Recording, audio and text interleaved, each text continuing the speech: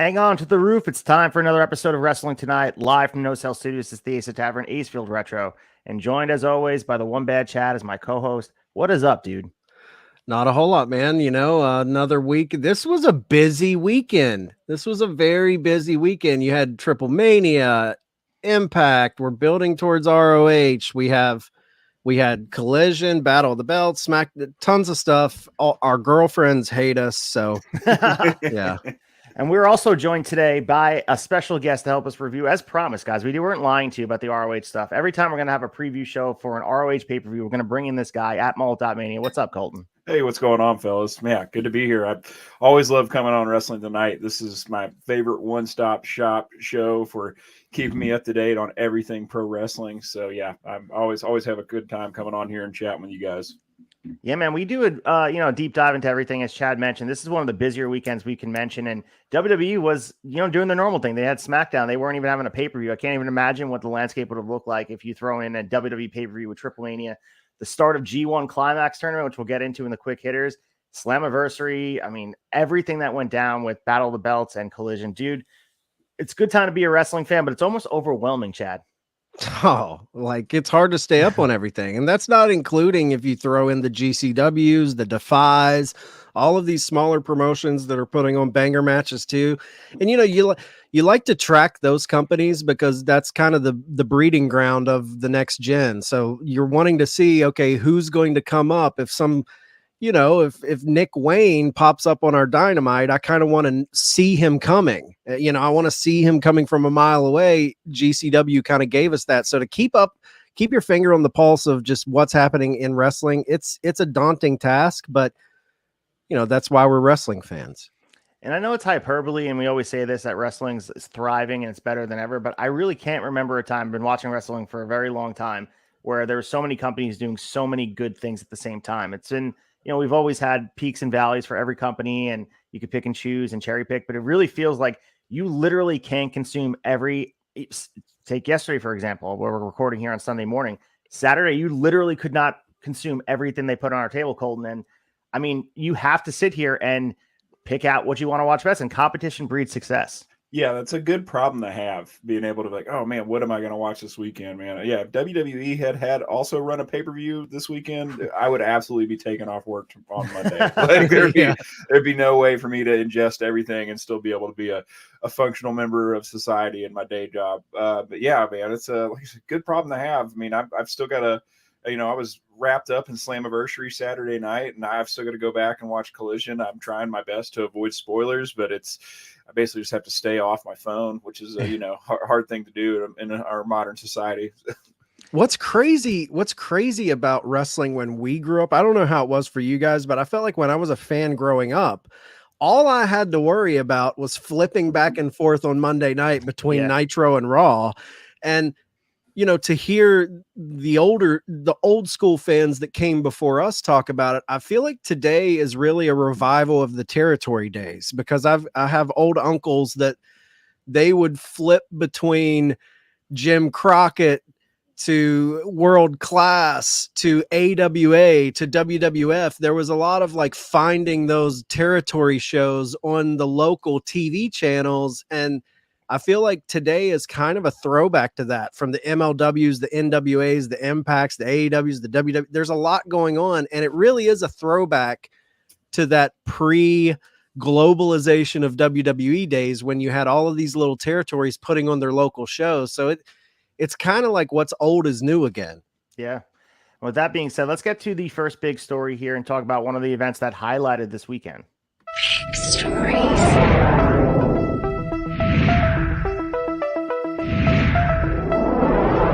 Story 1.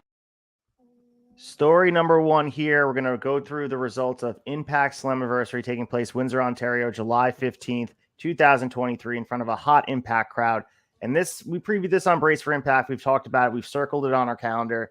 This is the biggest event of the Impact calendar. There's a lot to be said about the finishes here.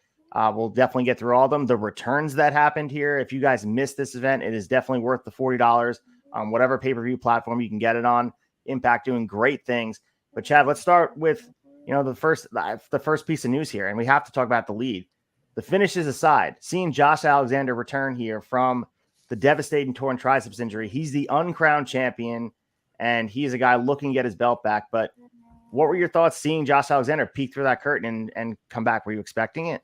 Honestly, I was shocked. I thought he was going to be on the shelf a little longer. Like I honestly thought we were looking at more of a return in the lead up to Bound for Glory, maybe. But the fact that he came out, I mean, we're midsummer. I don't think the guy's been out that long, right? What April? Late March was when he had to drop the title. Okay, so he must have been rehabbing his ass off, because if he now.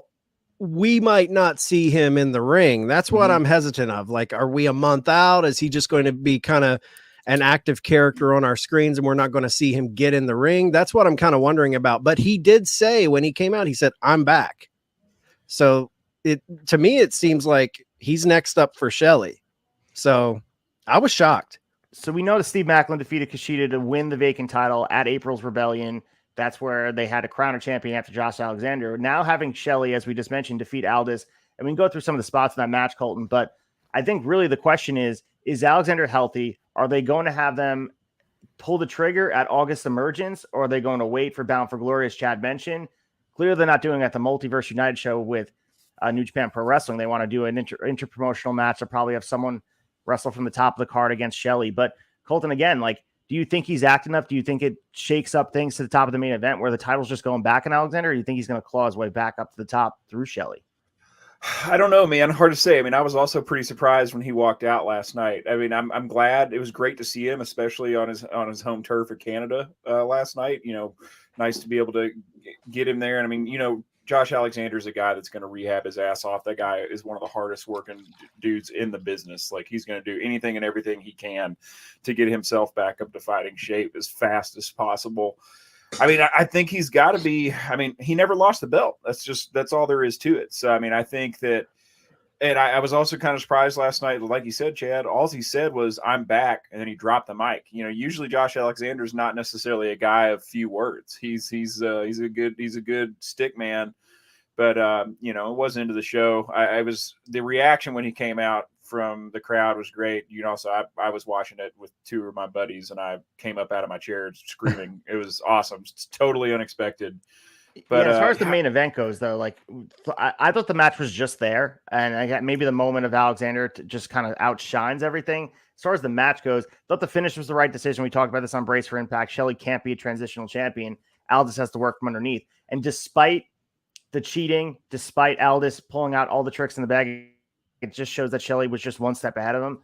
I thought it was an okay match. I don't think it was the match of the night, but I think if these guys link up again at some point down the road, I think they can definitely do better. I think you can say a lot about the matches on this card here. I think that's what I pulled away. The moments were great. The in-ring work was like, okay, it was a very serviceable amount of good matches, but it wasn't, maybe it's just because we're spoiled and we had the collision everything that went on. Nothing really stood out to be like this crazy great match. Am I being too hard? No, I don't think you're being too hard. I mean, I thought, you know, I enjoyed it. I thought it was a good match. I didn't think it was a great match. You know, it was fine. I mean, obviously, you know, all this has been away from Impact for quite a while. So, I mean, I'm sure it's going to take some repetition of him getting back in here and working with some of these guys to really get his chemistry with this roster, you know, back. I mean, Aldis is in great shape. He looks awesome. I mean, I thought Shelley did a great job. I just think they you know, need to maybe if we're going to keep all this in this heel chasing picture, they need to spend a little bit more time working with one another for us to get a real, you know, like 4-star or greater match, I think. What do you think? What do you guys think they're doing here, though? I mean, it's a weird, like, are we building towards Alexander babyface versus babyface and Alexander, the uncrowned king, kind of taking his title back? And then we're working back into, you know, a big time heel versus Alexander, because I got to be honest, like a heel chasing Alexander, I got to see how they do it. You know, it obviously you can book 100 different ways, but I'm always I enjoy a heel. It made more sense for me for a cocky heel to have that title when Alexander comes back. It was an odd choice. There is a part of me, knowing the reputation of Aldis in the wrestling community, how he's kind of been you know, when he was in TNA initially and his run even in NWA, you hear murmurings that he's kind of he'll politic in the back. He'll not do the job, brother. I don't know if any of that's true. It's just shit you hear on the dirt sheets. Who knows? It could all be bullshit. But I wonder if this was a way to kind of test his boo-boo face, make sure he doesn't get that boo-boo face out when he has to take an L in a title match and be like, okay, is he going to throw a fit? You know, I don't know. It seems like a weird choice, especially with Alexander coming back now. It wouldn't have seemed as weird to me if it just would have been Shelley going over and then the ball keeps rolling. But the fact that Alexander came out at the end, it made me scratch my head of why they did this. Yeah, I think that a lot of it has to do with they had to pivot off the path because Alexander got hurt. So this is uncharted territory. I don't think they mapped it out this way. But I think with Shelley, I think to me, the plan was going to be Motor City Machine Guns having a one-off match against each other and Chris Sabin using the option to forfeit the X Division title and go after the main title. And that could be this beautiful story between two competitors that have been on the same side of the ring most of the time. But I think always the main point was to get the title back on Alexander. So after we kind of let this ride out with Shelley and let him have his moment in the sun after 20 years chasing the big one, we go back to Alexander. And I think Aldis, you're right. I think Aldis chasing Shelley's a better story, but I didn't think Alexander was going to be ready. So now that Alexander's ready, title should go on, I would say, Aldis in August, and find a way to have Alexander and Aldis build up to Bound for Glory and beyond. I think that's the main program. That's the money program for the main. I wouldn't even be against like some sort of triple threat where Aldis works his way in, Alexander works his way in, Aldis screws Alexander in the match, gets the title, and then it sets their feud up. Boom. Love it. Yeah, that could be very awesome. I like the idea of a triple threat. It is kind of interesting. I'm wondering if they just kind of I'm interested to see where it lands on Thursday to see if Alexander is ring ready, because I mean, I'll be honest, man, the first thing I noticed when he came back is like, I mean, he's been on the shelf. His size difference from where he was when he left, it's gone down quite a bit. He's lost a lot of mass. So, I mean, he might still be a month out from really being able to go. I'm sure we'll address that this week on Thursday. But I mean, I feel like it is his spot, man. He's got to be, if he's good to go, he's got to be in the next big title match. There's just no way around that. I mean, I could also see it being Alexander versus Shelley and Aldis interfering and screwing one of the two and then starting a feud that way, like maybe interfering and causing Shelley to lose the match. And then, I mean, I could see it going a lot of ways. I say this all the time. I was talking last night. I was like, no matter, I could see this match going either way. We called it. I think Ace, you and I both called Shelley walking out last night with the title.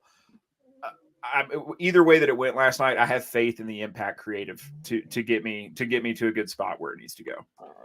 Yeah, and we'll obviously talk more about this and the build up to Emergence and the Multiverse United show with New Japan Pro Wrestling coming up and what the main event scene looks like. I think we'll have more answers in the Chicago tapings. We'll know if he's active, but we'll see. But let's go to the next match here with Trinity being crowned the Knockouts Women's Champion.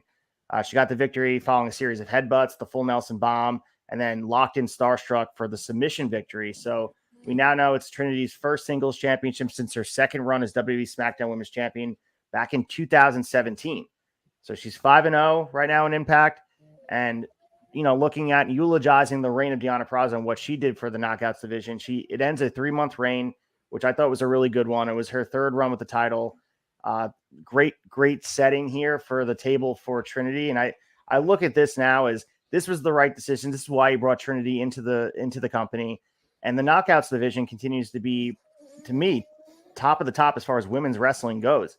You can go anywhere else and you make the argument WWE has more of the star power. But as far as in-ring work, when I was watching these ladies like across the ring from each other doing the pre-match, and Deonna's wearing the big coat and Trinity looks like a star, this felt like the equivalent to a WrestleMania main event for the women. I don't know if you guys felt the same way.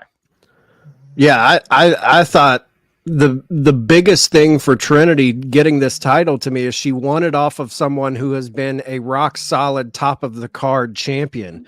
Deonna Purrazzo has been pushed like their top star, top 2 or 3 star. I mean, for a long time it was Purrazzo, Jordan Grace and Mickey James, you know, Yep. so and she was holding 2 titles at one point. I think she was a AAA champion the same time she was Impact champion. So, you know, she was a 2-champer, and for Trinity to come in and not beat just a quote unquote transitional champion, I think is huge for her. And Colton, like as far as locking in the submission and winning that way, that was an exclamation point. They didn't have to do that, but they went out of their way to be like, she is now there's no debating it. She is the top of the card for the women. Yeah, and I was really happy they went with that type of finish because, you know, Deonna Purrazzo wins a lot of matches by submission, so it definitely showed that Trinity is 100% on her level. I thought they had a great match. Man, I know the ring crew did their best to get that mat cleaned off, but Alex Shelley and Nick Aldis were covered in fucking glitter for the main event. They were both shimmering going after this match, which was a nice element. But yeah, I thought this was great, man. I mean, there's no way you sign Trinity and have her come in and take a loss on her first pay-per-view event for the title.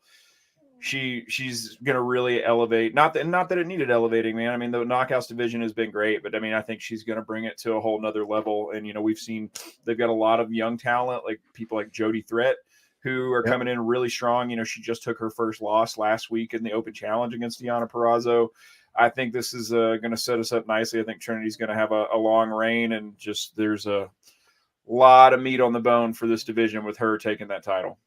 And they're flexing their muscles for the division right now because they didn't have to set up the next program. They don't need to, because there's so much out there for them. And they also show the same thing with the tag titles, which we'll get into in a sec about, you know, with the Death Dolls and everything that goes on with the tag division for them. They can warrant a women's tag division while other companies want to do it as this, let's just do it. Impact is the forefront of doing something like that and putting meaning behind it. So they don't have to set a program for Trinity yet. I'm not sure where they're going, but it doesn't really matter. We're going to get good in-ring storytelling. The Knockouts Championship is just as valuable as the World Championship in Impact, and I really believe that. What were you going to say, Chad? I'm sorry. No, we have Mickey James lurking too. Exactly. And I think Trinity and Mickey James, that's a dream match. I'm sure Trinity like salivates at having a world title program with a legend in Impact TNA history. I mean, Mickey James, like I know everyone associates her with WWE, but for me, I think she really made a statement in her TNA Impact career. You know, she is hardcore country, you know, like hardcore country. It's going to be in my head all day now. Exactly, dude.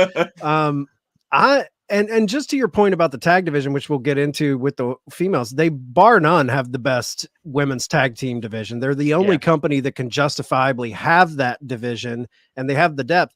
And just to speak to that, you talk about the Death Dolls.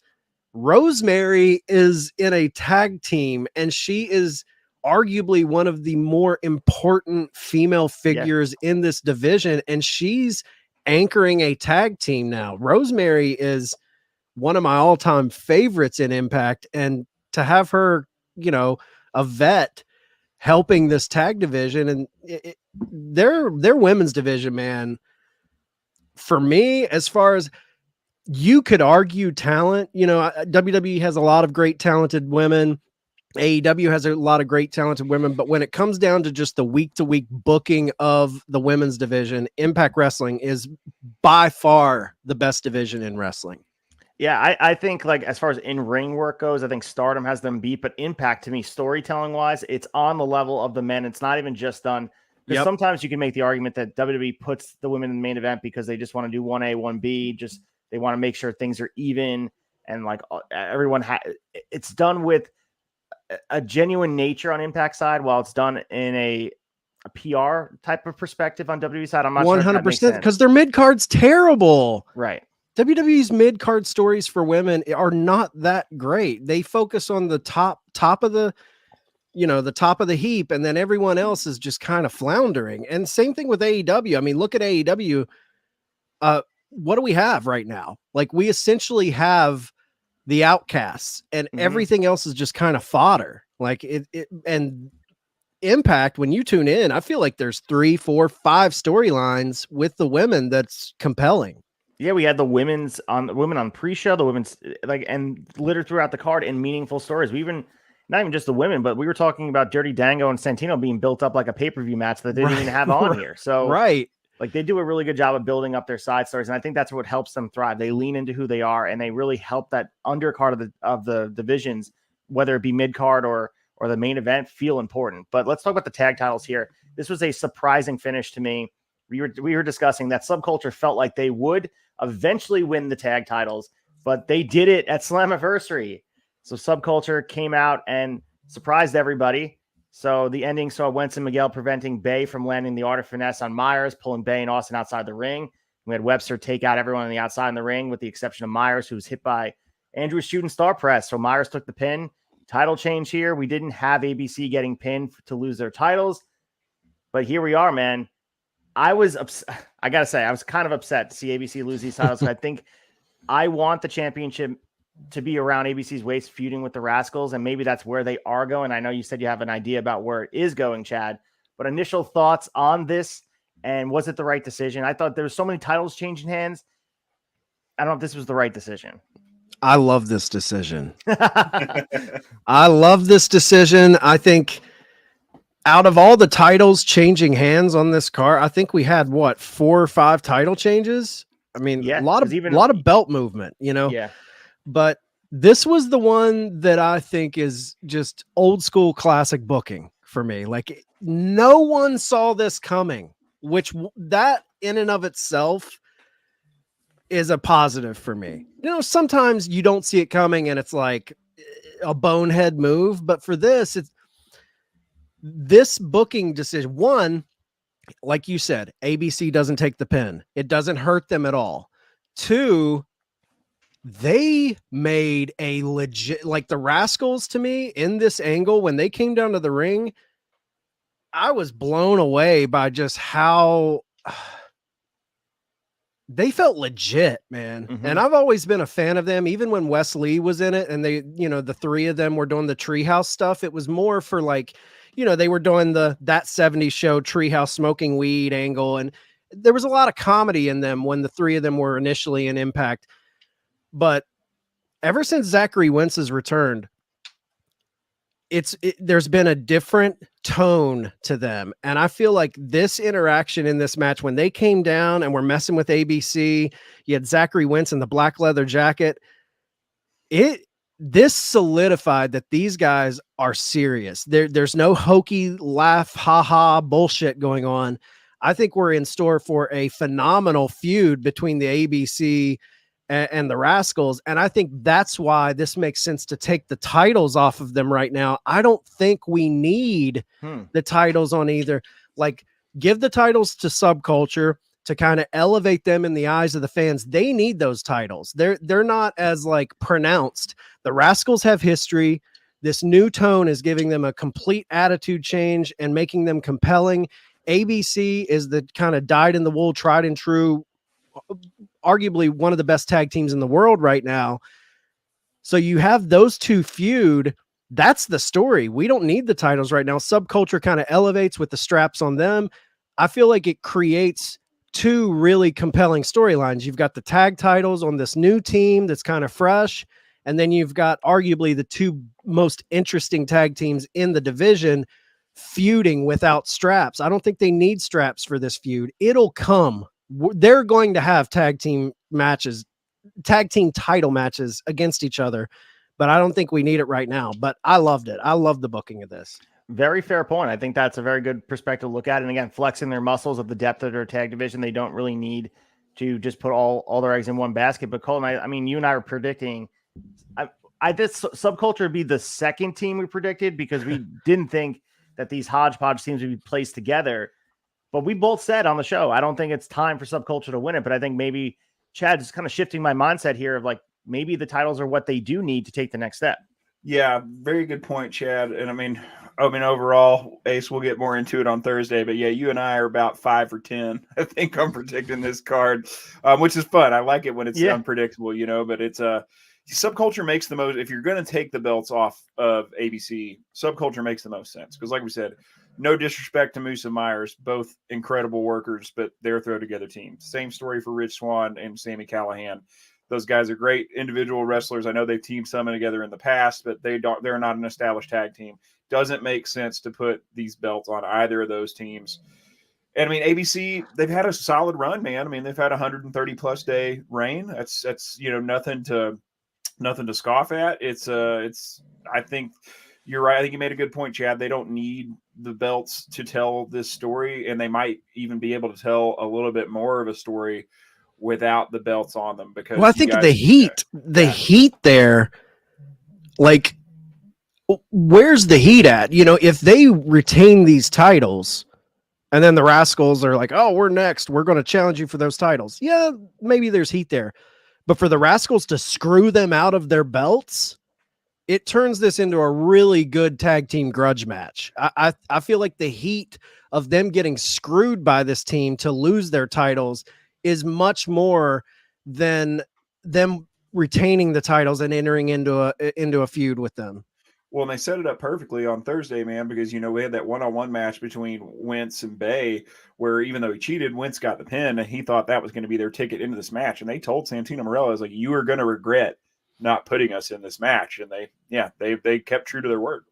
Good storytelling to me. I thought it was Ace. Sometimes you're not going to be happy with an outcome, dude. Which is, like, I find myself in a lot of ways, it's like being a fan again. Like they have to find a way to get under your skin, and they're heels. Rascals are heels. And, even though I'm happy for Subculture, like I was, as a fan of ABC, I was looking forward to the next couple of months of them booking the multiverse show with them, with the belts. And, we have to work towards that again. But that's the modern day of getting invested as an adult fan. So I was shocked. Honestly, the biggest thing I was shocked about was just the way I perceived Zachary Wentz. Mm-hmm. Like, I feel like this kid, he has a chip on his shoulder since getting, shit canned by WWE, NXT.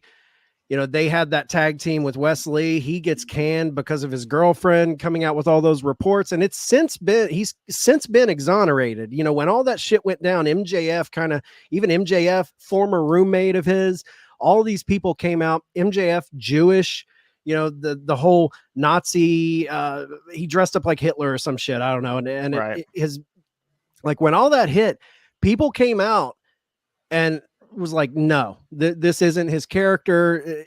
It was the bad breakup thing where, you get a scorned ex-lover who wants to throw you under the bus. Unfortunately, threw him under the bus. He loses his job in WWE, comes back. I can tell this guy has something to prove. Like this new attitude of his, I never saw this version of Zachary Wentz ever. And there's something about him, man. Like when he came out and attacked them in this match, I was like, damn, it was the first time I looked at this kid and I'm like, I know he's in a tag team right now, but this level of charisma, this level of attitude, like he could be an X Division champion. He could become, I don't know. I'm just high on Zachary Wentz after Slammiversary. I thought he showed out and he didn't do a ton. It's just the aura that he had coming to the ring. It was next level.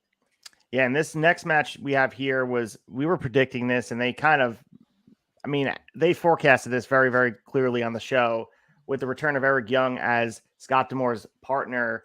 So they got the win over here, and we did see Scott D'Amore hit that destroyer. It wasn't on Bully Ray as predicted. Diener is the one that took it, but we had Eric Young returning from the dead, man. The guy who stabbed him on the other side of the ring with Diener. Impact. So this was really fun to see. PCO obviously taken out of action with that cinematic stuff, being lit on fire with the battery. I said, yes, if you're not watching Impact, guys, you're missing out. We also had former Team Canada member A1 getting involved in the match. He was in attendance. But if you guys remember, and if you don't, we'll catch you up quick. In late November 2022, Eric Young signed a deal with WWE.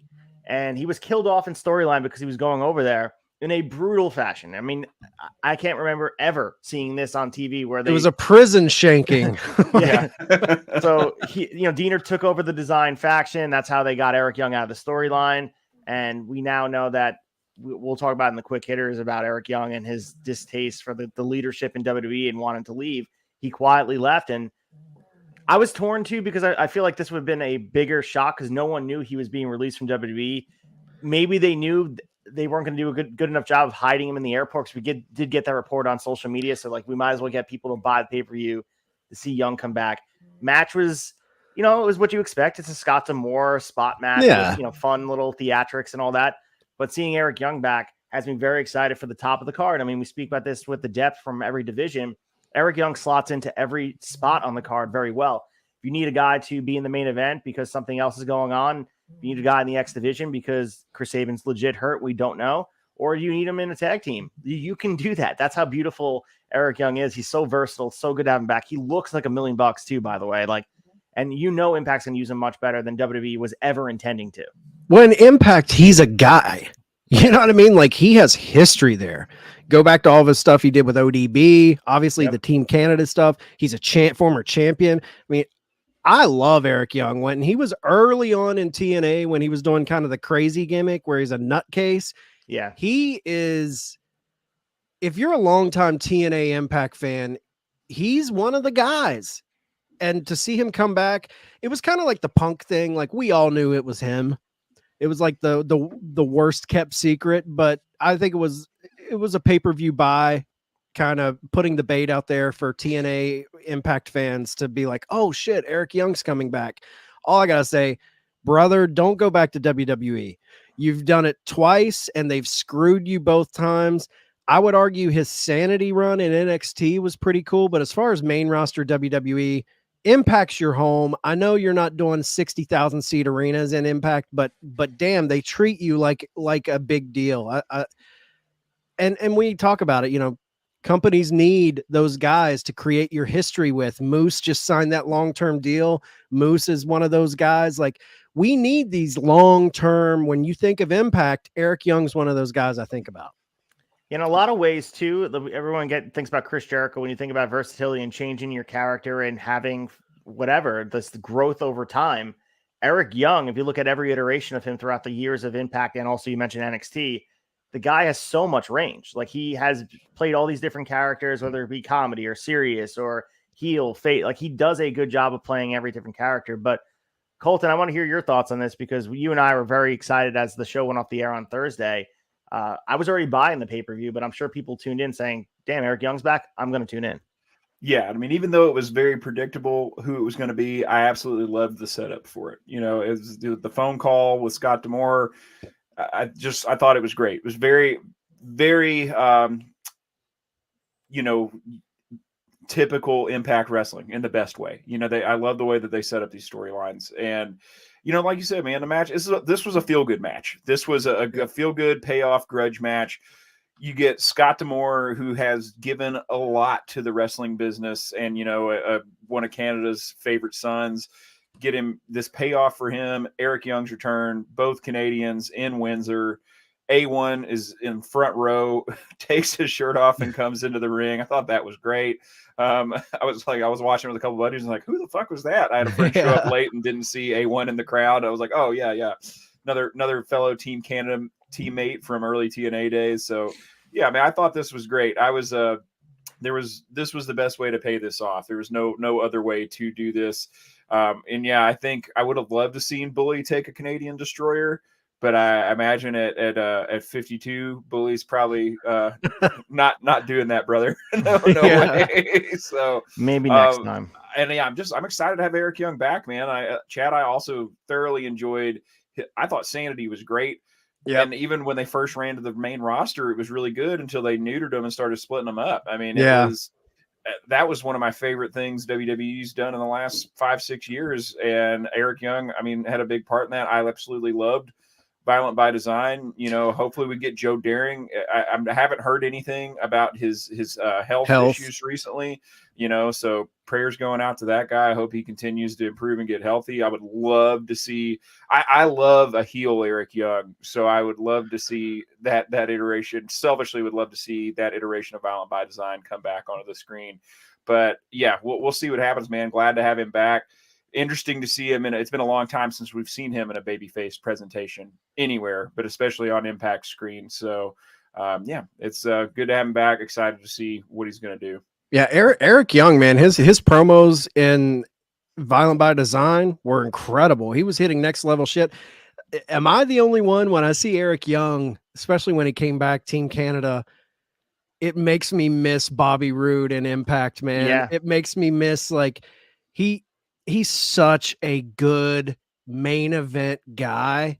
And I feel like he's just swallowed in that mid card. I know he's hurt right now, and he's that mid card dirty dogs with Dolph Ziggler. But man, I wish he would come back to Impact. And he's a guy. He's a top guy. He should be a top guy in WWE too. I love Bobby Roode, but seeing Eric Young, I'm like, man, I miss Bobby Roode here.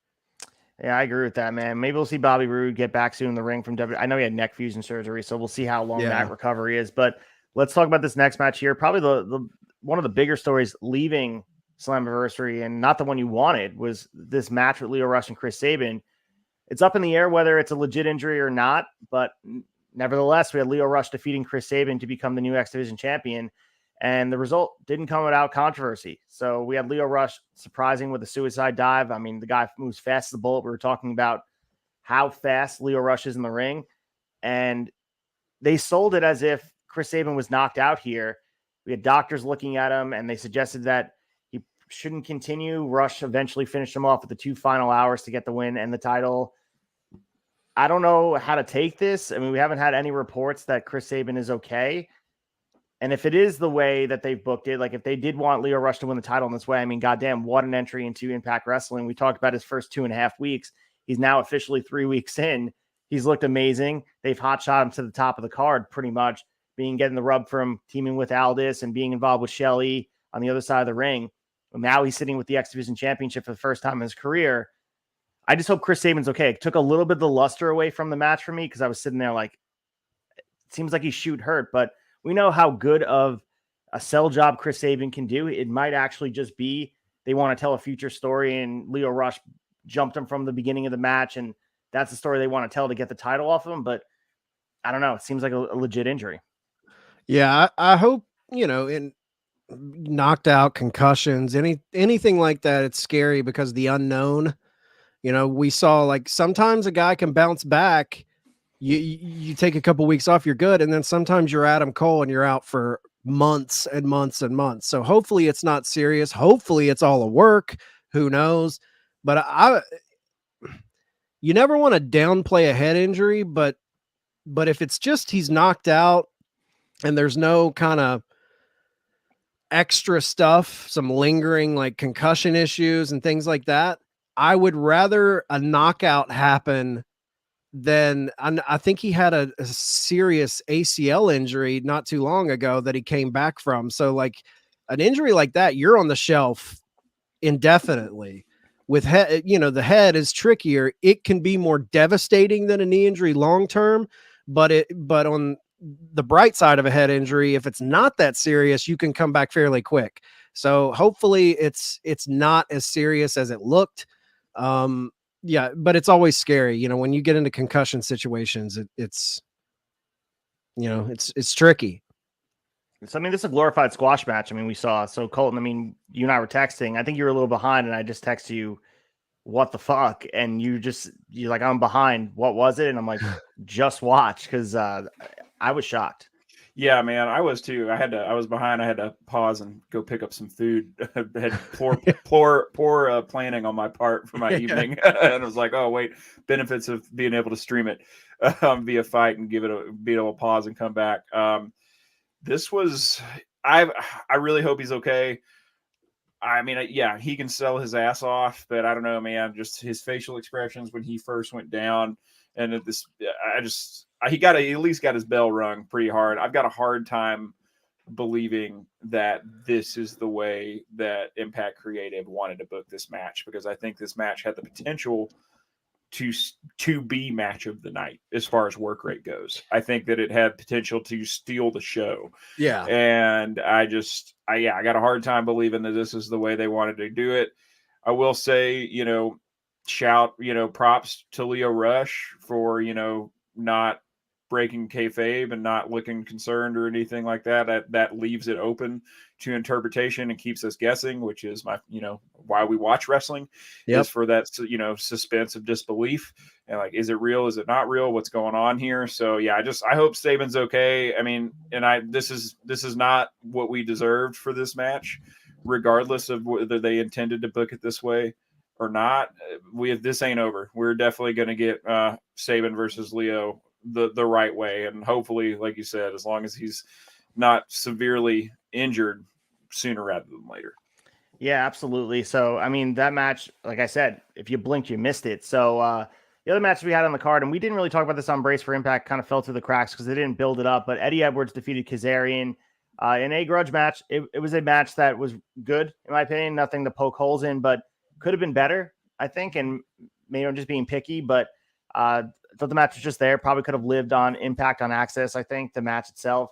I'd say it was better than their match they had a couple of weeks ago on TV, but only by a small margin. So they did a good job. 2 veterans in the ring. I thought this match was good, but was one of those under the radar as far as the rest of the card goes because it didn't have as much buzz on it. Yeah, it kind of fell through the cracks for me. Good match. I love Kazarian. I think he's an underrated worker in the ring. Eddie Edwards, great. I mean, I think he's a guy who's tied in with that Impact history too. So it's good to see these two guys in a storyline, but when you go down the card, it was one of the ones that didn't feel like it had as much heat on it as the other matches. Yeah, most definitely. I was kind of hoping because they've had 2 meetings prior to this, and I was kind of hoping that this would be the end of the storyline and we get something a little bit different. But with the way that it finished, I mean, I was expecting Kazarian to go over. Eddie Edwards got the finish. You know, not maybe you can debate on how clean you thought this was. We'll see. I guess we're not done with this, so we'll see more of it this week, I'm sure. So we also have 3 final matches here. 2 of them, we saw 2 more title changes. So we had Kenny King shockingly defeating Joe Hendry to become the new digital media champion. And this is his first championship since winning his second X Division championship back in 2015. So it's been a long time, a long climb for Kenny King. Joe Hendry's run, as we eulogize Deonna Purrazzo's run, you know, Joe Hendry had the title since November 2022. He defended the title 13 times. He's been the star of that division, took that championship to a new level, in my opinion. And we were talking about Embrace for Impact. I think Joe Hendry is ready-made package for WWE Machine to take him to the next level and become a massive, massive star. I was shocked, but maybe they have bigger plans for Joe Hendry to not be on the pre-show. He needs to be at the top of the card in some capacity. Yeah, I hope this seems like okay, I'm leaving this division. I'm taking a step up. I don't know how he plays into the main event scene though, but they need to see what they have on their hands. Like all of those the little musical things that he does, all the songs he makes about his opponents, the one he did about Matt Cardona, the one he did about Kenny King going into this. You put that guy at the top of your card holding a world title or going after the world title and making songs and doing all of that, the social media reach this guy has, it could blow up. You have a guy who I firmly believe could increase your ratings just on the sheer charisma and creativity this guy brings. You have to give him reason to think that you as a company see the value in him and get behind him and push him into a world title situation. Because like you guys talked about on Brace for Impact, if they don't show this guy that, hey, we see you as a top guy, he will 100% be sniped by WWE or AEW. He showed up in ROH in the early days of ROH. I think when Tony Khan bought it, Joe Hendry was there for a hot second. But WWE, like you guys said, this guy is on their radar. So I hope this is them. I don't know, man. You're taking a title off of him. You're putting him in. You got to elevate him. You have to show him that you need to give him the Moose treatment. You need to give him the Josh Alexander treatment. You need to make him feel important to keep them there, because I think this guy could be one of the top guys in wrestling as far as just must-see talent. Yeah, I look at him as like a pillar, similar to like, and I know maybe I'm too high on Grayson Waller because we really haven't seen much from him, but I think Grayson Waller is a guy, if you want to talk about pillars, and everyone's throwing that word around, future stars of WWE, I think Grayson Waller is he's going to be a top guy, main eventing WrestleManias, and I think he has it. Joe Hendry has it as well, and I think once someone unlocks it, and I think Impact has, I just, put the WWE publicity machine behind him, it could be just a massive equation for them as far as, like you mentioned, social media, just the buzz. The work rate to me fits WWE's style as well. The whole thing, the whole package. But Colton, my only thing though, he is also a guy. Impact has proven they see what they got because they're Yeah. letting him be creative and make these songs and they're using his talent. WWE always has that opportunity to fuck it up. Like, look, because what's his Elias. Yeah.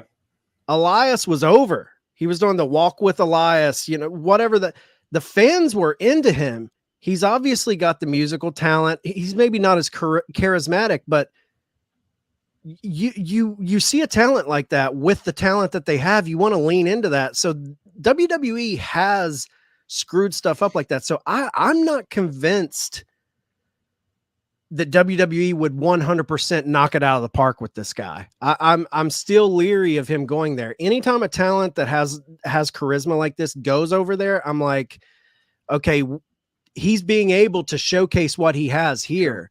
If he goes over there, are they going to muddle with it? Are they going to screw it up? If he were to go over there and they would totally give him creative freedom, hell yeah, he would become a huge star. But I've seen so many people like not given that freedom and being pushed in a direction that they feel is the better way. So I pump my brakes at saying, he's definitely going to leave and that would be the best move for him. But, Yeah, I mean, for me, I just think the package fit. Like, I think WWE shies away from utilizing someone else's packages, like the edginess. We talk about buffing out the edges, and that's the biggest critique that you guys and I think everybody has on WWE. But I think Joe Hendry is like this very. I mean, you can definitely plug and play that if they wanted to, but they have a history of fucking it up. But Colton, I want to hear your thoughts on this as well, because we were just like, this was as cocksure as we were on any match. We're like, Joe Hendry's going over this match, and this is just a plot piece to what's next in the digital media championship landscape. But we were wrong. I mean, and I don't hate being wrong, and I hope he's going nowhere. He definitely, I think he's got main event level star written all over him. But honestly, I don't think this is the end of this storyline. I don't think this is the end of the digital media championship for Joe Hendry, and I don't think this is the end of the feud with Kenny King. And the more I think about it, the more it makes sense, because Kenny King started this whole thing. Kenny King came out to watch his match against Yuya Uemura, and he was ringside. He took the belt from the ref and handed it back to Hendry, and Hendry quickly made him realize that, all right, man, if you want to put your nose in my business and fuck with me, I'm going to come back at you tenfold and literally ruin your life via social media. So yeah. I think the fact that, Kenny cheated to win this match, he got his legs on the ropes and with some help from Sheldon Jean, holding him down. I don't think this, and also the fact that we didn't hear anything from Joe Hendry last night. We had a post-match interview, Gia Miller and Kenny King. I don't think this is over. I think maybe we don't see anything for a week or so, but I think Joe Hendry's going to come back out of the shadows. He's going to have some other sort of song creation. He's getting his title back. I think there's a lot. I wasn't necessarily expecting it, but I think there's more meat on the bone here. I think they worked together very well. I thought it was a great match. Also, I think that him losing the belt on the main card would have hurt him more. So I think him losing the belt on the pre-show and just kind of continuing this feud between him and Kenny is not a bad thing. But I expect the payoff between them, the next one, to be a main card match. Yeah, and digital media championships, they're equivalent to a TV championship. And as we can attest to through, covering WCW 96, the TV title changes hands. And also we watched the TNT championship be bounced around. And, Smoky Mountain Wrestling, we have the Beat the Champ TV championship being passed around like a hot potato. So it is meant as that function to just pass it along to advanced stories. It shouldn't be this staying with someone for a very long time or loses its luster. It's a title that should be defended and lost over and over again because of the frequency it's being defended. But we also have the tag titles changing hands here, where, man, Colton was hot and heavy about Masha Slamovich and Killer Kelly, that promo package they had. But kinky. Kinky stuff here at Masha. It is, dude. It totally is. You got to call it like you see it, man. I'm with you, dude. I'm with you. So the Coven, Taylor Wilde and Kylan King, we want to talk about the depth of the women's division. Those are two ladies that could pop into the main event scene and hold their own. really, I expected this finish with Masha and Killer Kelly. I love the storytelling. You could look at MJF and Adam Cole, what they're doing with the Strange Bedfellows, the Battle Bowl type of stuff. But Masha and Killer Kelly went a different route, but they are former rivals turned even better partners, and they were able to coexist in this match. Match was, pretty good. I like the ending here with pretty decisive with Masha getting the pin, hit the snowplow, which I love that she utilizes that move. But, it ends the Coven's reign. They had 3 successful title defenses. They won the titles back in February, and we move on with Masha and Killer Kelly. And these tag titles feel main event level because Masha and Killer Kelly they're right a smidge below where Trinity and Deonna Purrazzo are, because they are just there. I mean, Masha fresh off of win the GCW World Championship, for God's sake. So we are in a good spot as far as the women go, and the right finish, because no way Killer Kelly and Masha lose this match. I love their combination. I think they're a great tandem. I've been big on Killer Kelly for a while. Obviously, Masha's been tearing it up. It's interesting, man. There's a lot of weird, sexy shit going on between these two when they're in the ring together. I'm digging it. I love this tag team. Yeah, a lot of tension between these two ladies. And you as well. We gotta be honest. Hey, man, I'm just calling it like I see it. Yeah. But yeah, man, I love this match. I was glad that, the producers were able to talk them out of wearing the dog collars out to the ring or the chain. This is not a dog collar match. It's been running around that chain, connected at the necks for 3 weeks now. But I thought it was a good finish. Coven had a good run. I also think this is a nice setup to have, two of this opens up for development of some younger women's wrestlers in the knockouts division, because, Trinity's at the top. Deonna Purrazzo just lost. Killer Kelly and Masha Slamovich are two of your other bigger names. And with you having them over here occupied in the knockouts tag division, that gives you opportunity to bring people like Jody Threat and other, newer names to the promotion up in the title picture. Yep. So quickly, our last sprinkles on top of the Sunday. If you needed more action, we had an Ultimate X match to determine the number 1 contender for the X Division Championship. A lot of great challenges in this match. Kushida wound up coming out on top. Alan Angels looked really good as far as his showcase here. So we're going to get an eventual Leo Rush versus Kushida match. They'll be wrestling on the night after, but I don't know if it's for the title. They're supposed to be wrestling as we're recording this tonight in Windsor, Ontario, because that was booked out prior, but maybe they'll adjust it because they wanted to throw a little red herring into figuring out who was going to win the Ultimate X match. But, I predicted Kushida would win just the way he's been presented. He's a top guy. He was involved in the title picture prior to Macklin taking in the interim. I think they look at Kushida as someone who's a nice bridge to New Japan Pro Wrestling, former guy who was featured there as well. Like Kushida's package, his work rate. This was a good match. Again, I'm glad they added the stake of the number 1 contendership, because it needs that, because you don't want people just climbing something to grab an X just to say they did it. You want to have stakes in some capacity, and what better thing than a title shot? So I thought it was a good match to showcase some talent that deserved to be on the card. Yeah, I love the Ultimate X match. I think the benefit of matches like this, it's showing you the depth of their roster. I mean, all the guys in this, it was a really, really fun match. I'm high on Speedball. I think you are too, Ace. Yeah.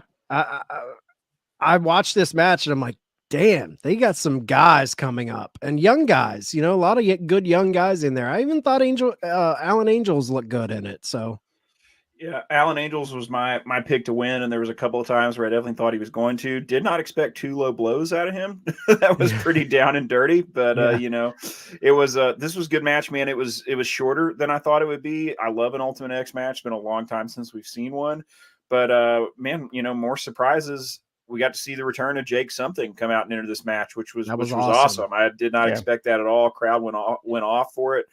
Dude looks great. Excited to see him back in Impact. But yeah, I mean, I'm high on every guy that was involved in this match. They've got a hell of a talent pool, man. There's no shortage of contenders for the X Division title, and I mean, I kind of like to see an Ultimate X match every pay-per-view for a contender spot. That works for me.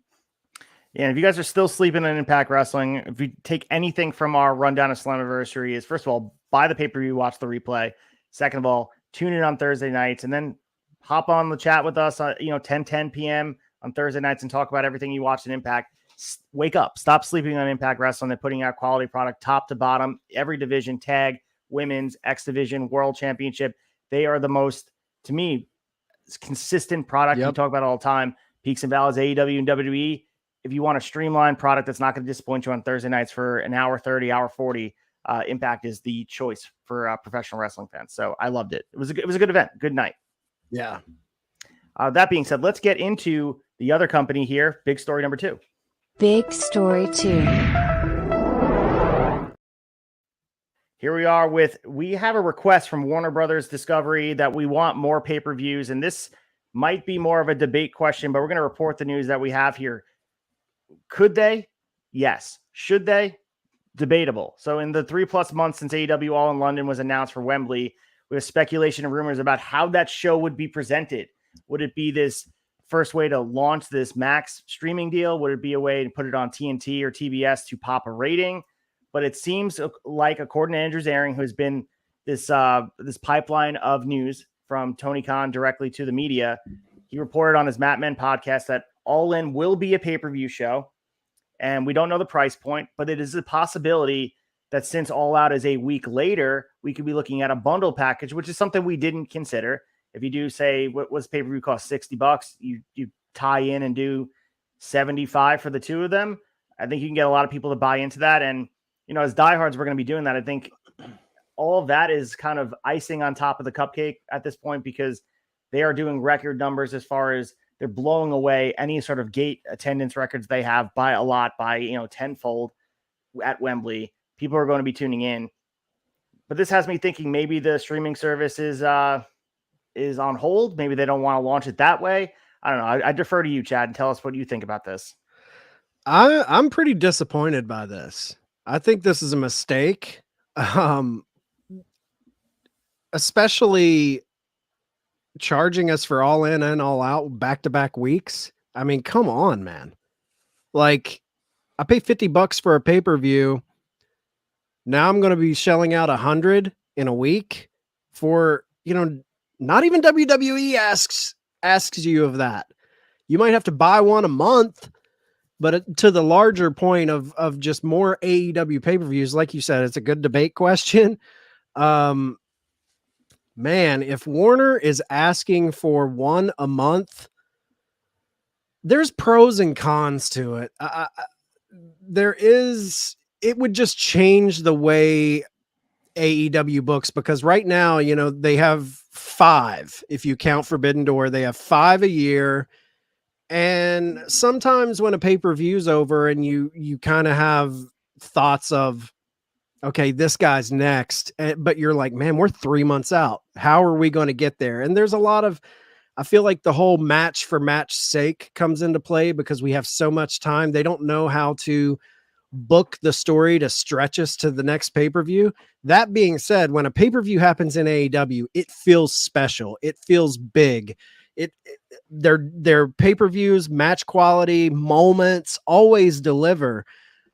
So I think the specialness might drop as far as like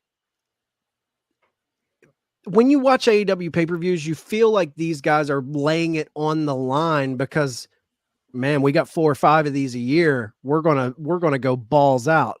Now, if they're giving us one a month, are they going to go that hard? But from another side, maybe it's the best way to go. Maybe having a big tentpole pay-per-view event to push every 4 to 5 weeks, maybe that makes Tony Khan focus his storytelling more. Maybe that gives us more stories. I don't know.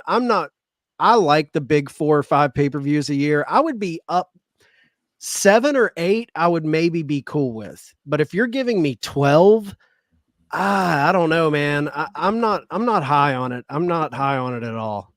Yeah, it's very, again, we watched WWF, WWE over time. They started with the big 4 and then they started the In Your Houses. And then all of a sudden we have one a month. We watch as the booking becomes watered down. We watch matches for the sake of matches. It does have accountability from month to month. You have to have a full card to put out there. Or you're not able to just continue to have slow burn on every story. You have to do some payoff. it has its pros and cons. I think financially, obviously, if there's a streaming service, it changes the way fans are interpreting it. If there's a PLE type of package where you're paying $9.99 a month or $14.99, whatever that looks like, I think you can convince fans to watch it, because if the pay-per-views exist, we know that AEW is going to put the quality out there. And as long as the pay structure changes for me, that's the main thing. I don't want to be paying $50 to $60 a month for a pay-per-view for AEW where it's not the same level of quality. We watch Revolution and Full Gear and Double or Nothing and All Out. We expect a certain level of in-ring competition. I don't think that changes, but the special nature of the 5 to 4 pay-per-view model, there's something to that. And I think I'm more for that. To me, it feels holiday when it comes on. The big question mark, and I want to get Colton's thoughts on this, but the big question mark to me is, if you increase pay-per-views, is this rolling out with some sort of streaming service a la Peacock, the network, WWE Network, where you're increasing your pay-per-view events, but we're only having to pay 10 to 15 bucks a month? It would have to be. There's like, no way if to they're justify going, it. If they're going that direction, I'm cool with it. If they're going, hey, we're going to 12 pay-per-views a year and we're sticking with the $50 a pop model, that I'm like, man, you might alienate some fans and your pay-per-view numbers might drop. I feel like it has to be an announcement with a streaming deal coupled with it. It just has to be, because I don't see, I mean, I'll just go ahead and say more pay-per-views makes me nervous, because I think that the decision behind it and the request, it is a revenue generation impact, like influence decision. This isn't Warner Brothers saying, oh, brother, you guys are great, we just want more content. This is Warner Brothers Discovery being like, hey, right now we don't get a fucking piece of pay-per-view money because you guys do 4 a year and you host it on a platform that we're not a part of. This is, we want our fucking cut, and we need more so we can make more.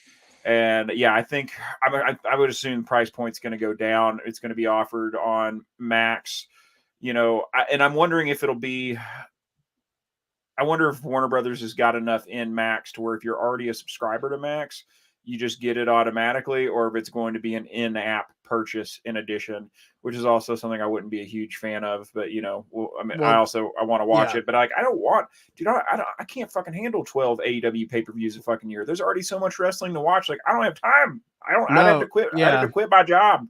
Yeah. Which, I mean, don't get me wrong, I would love to quit my job and watch wrestling full time, but unfortunately, everything's going up but fucking wages, so like, Exactly. I can't really do that. So hopefully they keep that in mind with this pay structure.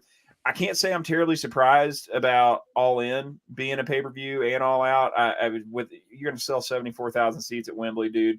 The amount of money it's going to cost them to go over there and put that production on overseas, you got to make money. They got to make money on that. So I'm hoping it's only going to be like 60 to 75 bucks for the two. I think that's for less than 40 bucks for both of them. I think it's a pretty fair buy. But yeah, this entire thing makes me a little nervous, because I think this is coming from Warner Brothers. This is a revenue generating decision. This is not a we love the product and we want more decision. That's a big question too. Is with me, it's like, are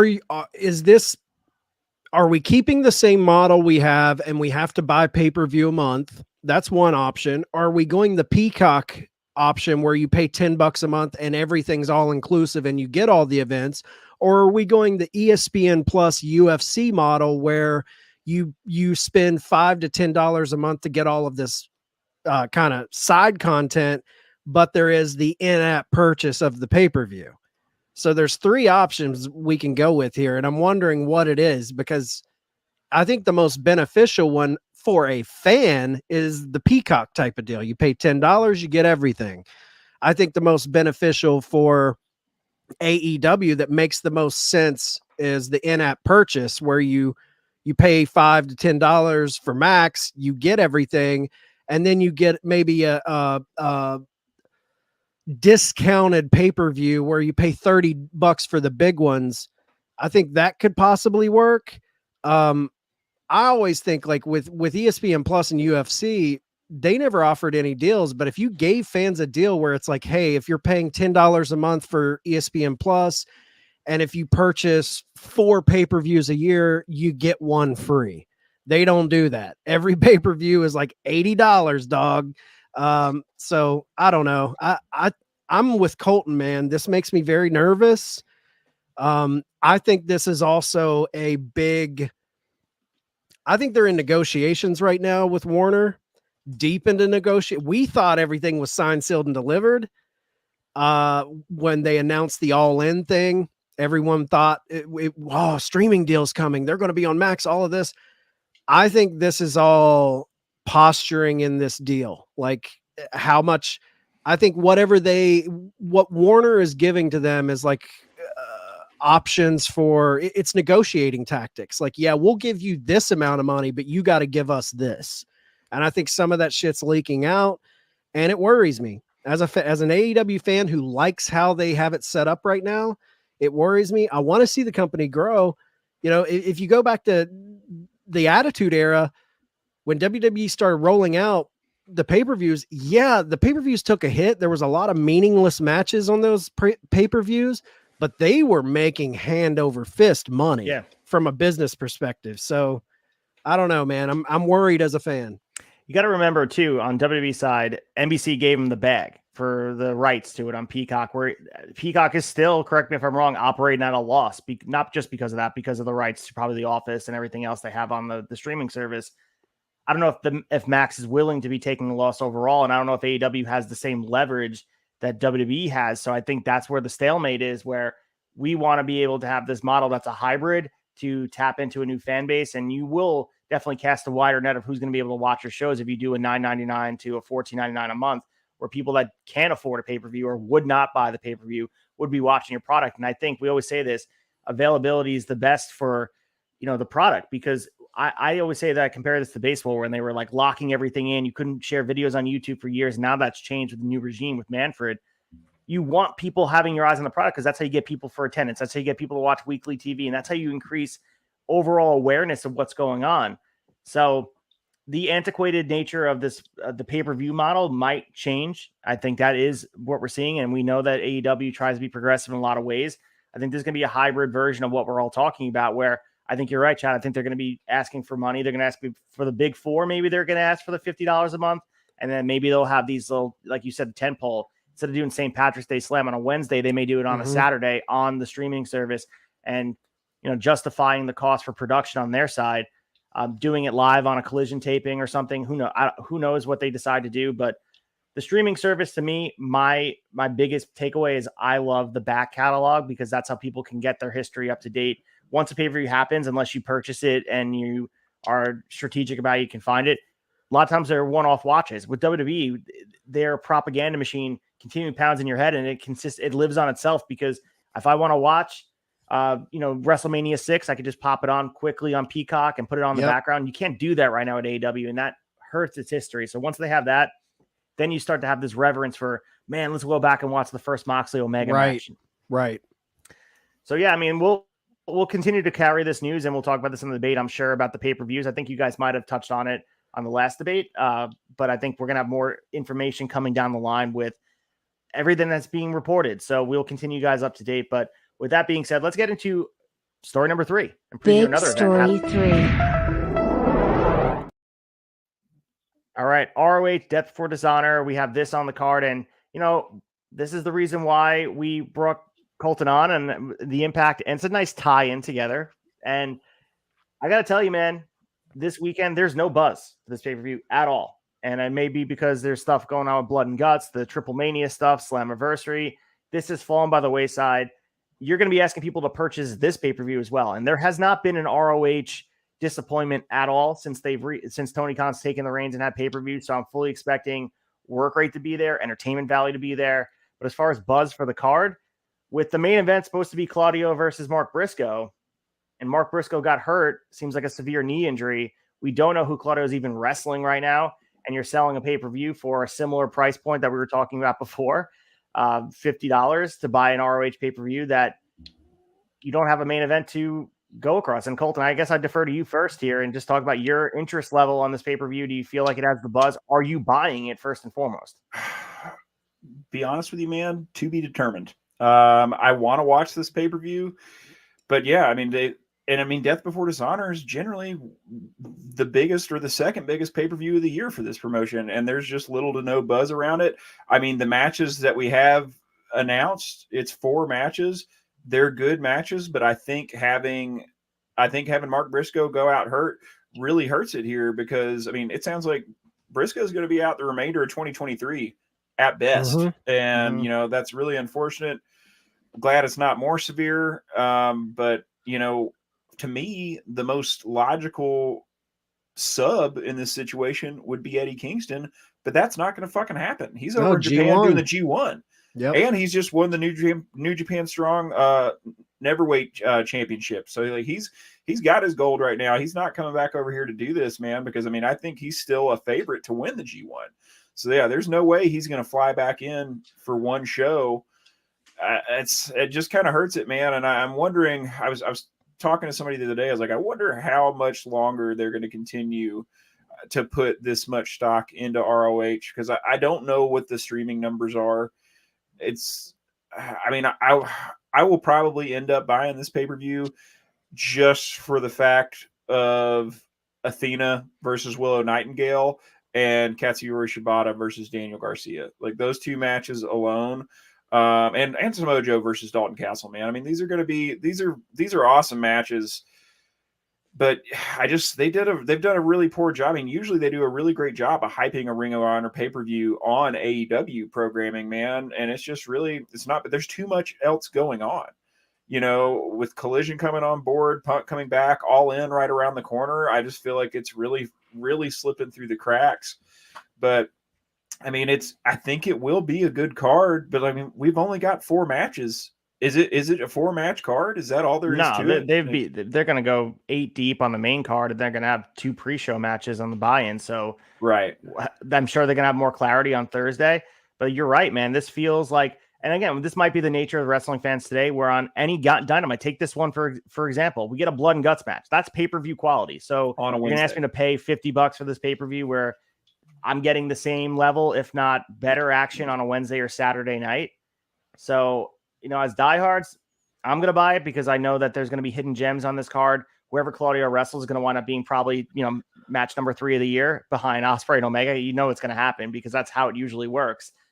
But you're not going to ask the casual fan to do that. And I'd be surprised if this didn't do record low type of numbers as far as, you know, pay-per-view. And it probably will still do better numbers than the Sinclair era, which I think maybe they're comparing it to that. But you're right, Colton. What's the sustainability of this ROH stuff if it's going to live on its own on Honor Club and it doesn't have the same sort of appeal? And we stopped covering it because of the lack of investment storyline wise. It's a lot of one-off squash matches, enhancement talent coming in and getting a showcase, which is great for their resumes. It's great for pro wrestling, independent wrestling. But as far as sustainability of making us watch 2 hours a week, there's just a lack of importance on it. So I hope it winds up being a good night of wrestling. You know, we're going to get the TV championship as well. Samoa Joe against either Dalton Castle or Shane Taylor. And if you want, you go out and find the spoilers about who it will be on Thursday. We now know. I think they taped it last night at Collision. So we do know who Samoa Joe will be defending it against. But looking at the card, this right here, I mean, the biggest build is Shibata and Daniel Garcia. And are people buying a card just based off a pure championship match? That's really, really putting a lot of eggs in that basket. But Chad, let's hear your thoughts on it. I mean, how can you get us to invest when it doesn't feel like you're investing as a company? Like, yeah, great matches. We always talk about matches are great, but they are doing very little to get me to buy in from a story perspective. They're doing very little to get me to buy in from it's not live. It's taped. You're rolling off the back of an AEW show and throwing matches together. You're not tapping into an ROH fan base. Dude, they could be going to 300 to 500 seat arenas, small arenas with diehard ROH fans, and it would be more interesting than an 8,000 seat arena of fans that are there to see AEW. And that are tired by the time, like they're doing it, they're splitting it, man. They're doing like 2%, dude. 2 matches prior to to Collision, and then the remainder of the card, which could be up to 10 fucking matches afterwards. And it's like, it's not to shit on the talent. The talent that is in this company they've got good talent, but that's another thing. It does not have an identity to me. Because Claudio, okay, I love Claudio. He's the ROH champion. Is he ROH? Is he AEW? I don't like this back and forth split. Get your roster together. Start telling the stories, because right now, what ROH feels like to me, and I hate to say this, ROH feels like AEW Dark, where they give a bunch of independent wrestlers some shine. We get a bunch of, quick matches with mid-card talent from AEW and ROH wrestling them. There's a lot of former ROH guys. Big fan of Shane Taylor. Big fan of all of the old school ROH dudes they have in there. The Righteous, all of that. But it's like, I don't get an identity with this Ring of Honor. That's why I haven't been.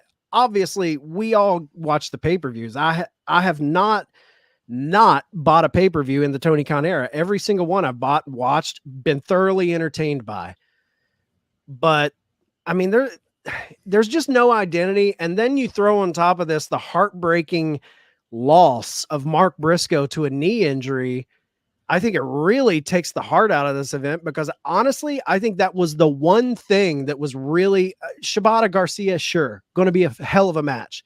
But for me, the moment that I was looking forward to, I really think Mark Briscoe was possibly going to be crowned champion.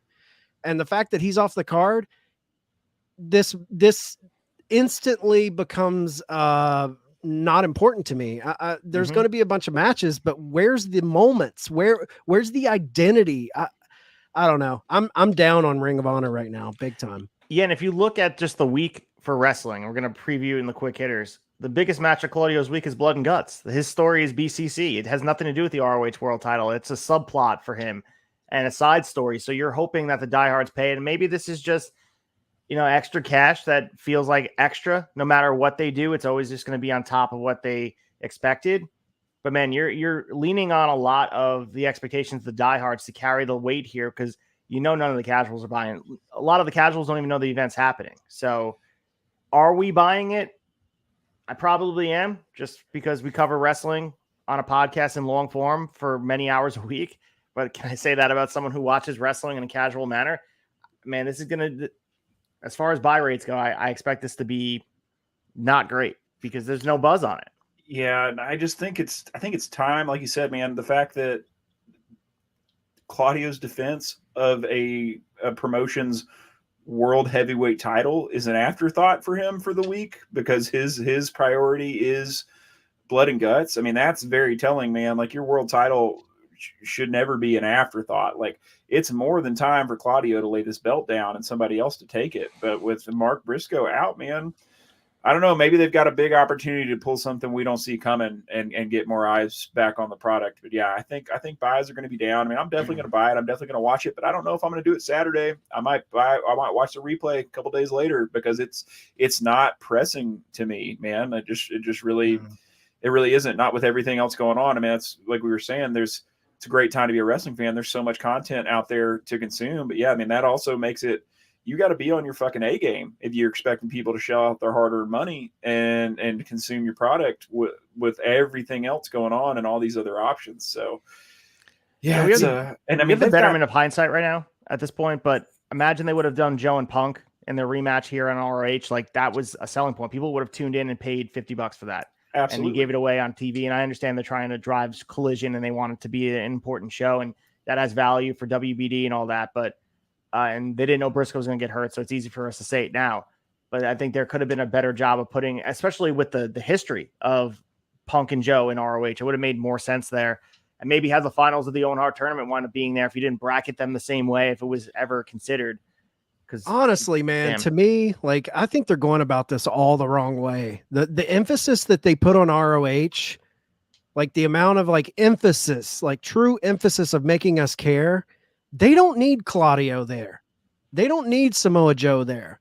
They don't need these guys there anymore. They don't. I would rather see a Shane Taylor be the heavyweight champion. I would rather see guys that aren't getting shine in other companies.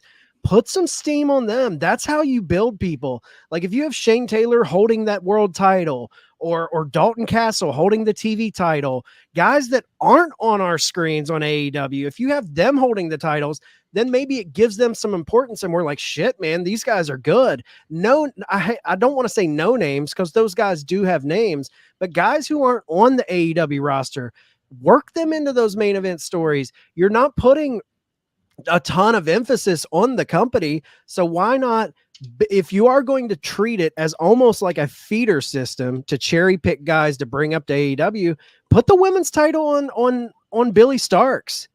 You know, like give her some heat, man. Build people in ROH. Let them have their 2 to 3 year run of excellent storytelling, build titles, make it like it used to be. You know, back when the Samoa Joes and the Nigel McGuinnesses and all these guys, like we look back on those days as like, we herald them as look at their talented roster. At the time, those guys weren't anybody. They were making their names there. This company needs to be more like that, not resting on the laurels of former ROH greats. Let those guys be in the roster for AEW and Collision and Dynamite and take ROH to what it used to be, a breeding ground for the unsung future of pro wrestling. That's what this company needs to be, not bringing out the old school guys. I don't need to see Samoa Joe anymore on that. I don't need to see Claudio. Give me new, fresh faces and build them. That's what I think it should be. Especially with the emphasis they're putting on it right now, it just doesn't make sense to confuse your fan base by having Claudio as world champion. But like you guys said, no one cares right now. Like even, I hate to say this, even the Mark Briscoe match was kind of an afterthought for the casual wrestling fan. They're Mark tied Briscoe up in is known as the BCC. special ref in the tag team title picture. Like if you look at the landscape of how you want to, the hierarchy, if you will, Right, of where these guys live in the AEW canon, Dalton Castle's looked at as enhancement talent on the AEW roster. Claudio is he's an upper mid card guy in the BCC story. He's not the leader of the faction, and he's the ROH world champion. It's confusing for the casual fan. I agree with you, man. I think you hit the nail on the head there, and I think our fear was it being used as NXT, but it's been worse than that. It's AEW Dark, and they need to find a way to separate it completely from AEW. Take it out of Tony Khan's creative hands, let him be the money man for ROH, and have it be a separate touring entity. Have someone else in-house, whether it be Jerry Lynn or someone else, full creative, full control of the book, and let him just make the decisions without Tony Khan giving the go-ahead, because clearly his cup runneth over, man, and like he can't do everything he's doing, and ROH is right now hurting for it because, like I said, we haven't been covering it on here, but for good reason. Nothing has really happened. Right. Can we talk about this being a $40 or $50 pay-per-view, and we're a week out and only half the cards announced? So the other 4 matches are going to be thrown together, dude. Like it's not going to be very unlikely that it's going to be pay-per-view quality for half of the show. And that is an indictment of a booker who is spread thin, in my opinion. Yeah, that 100%. Is the fact that we're a week out from the pay-per-view. We have 4 matches, maybe Claudio's TBA, and the fact that there's 4 matches a week out, and you're going to, like you said, Colton, throw a bunch of matches last minute. That is a booker who is spread thin. Give the book to someone else. With that being said, let's talk about quick hitters and get to the other news in wrestling. Yeah, we're gonna Colton. Thanks for joining us, dude. My man. Colton, thanks so much for joining us. I'll see you, man, later today for recording for Shot Nostalgia, and also you can catch Colton Brace for Impact, dude. We'll be back breaking down SLAMMIVERSARY for you in long form. Yeah, man. Thank you guys so much for having me on. It was a ball to talk Impact and Ring of Honor with both of you guys. Man, you guys keep doing what you're doing. I love this show. It keeps me up to date every week. You guys are killing it. Appreciate it, man. Follow him at mullet.mania on Instagram. Later, buddy.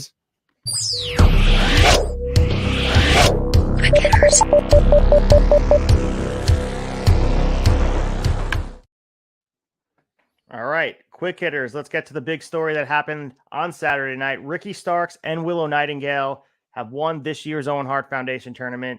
So we saw Starks pin CM Punk on Saturday's Collision, and we also saw Willow as well defeat Ruby Soho. to win the Owen Hart tournament on the same show.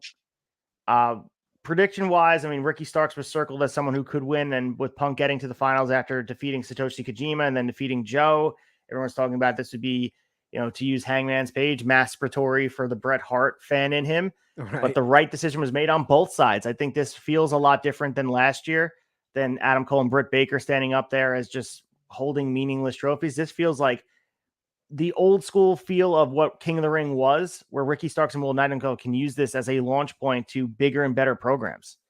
Yeah, I think, Ricky Starks kind of giving us shades of returning to a heel persona.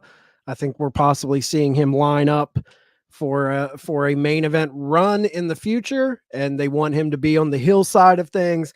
Hats off to Punk. He catches a lot of hell from fans for the perceived notion that he puts himself first. I think that's kind of a bad way to look at Punk. I think Punk will put people over. I think he's a fan of Starks. I think people that thought Punk was just going to win based off of the masturbatory Bret Hart love and the Owen Hart tournament thing, I kind of saw the writing on the wall. I thought Starks was going to go over. I thought we might get Joe interfering and continue that for Punk, but we got a little heel wrinkle with Ricky Starks using the rope, and with Willow winning.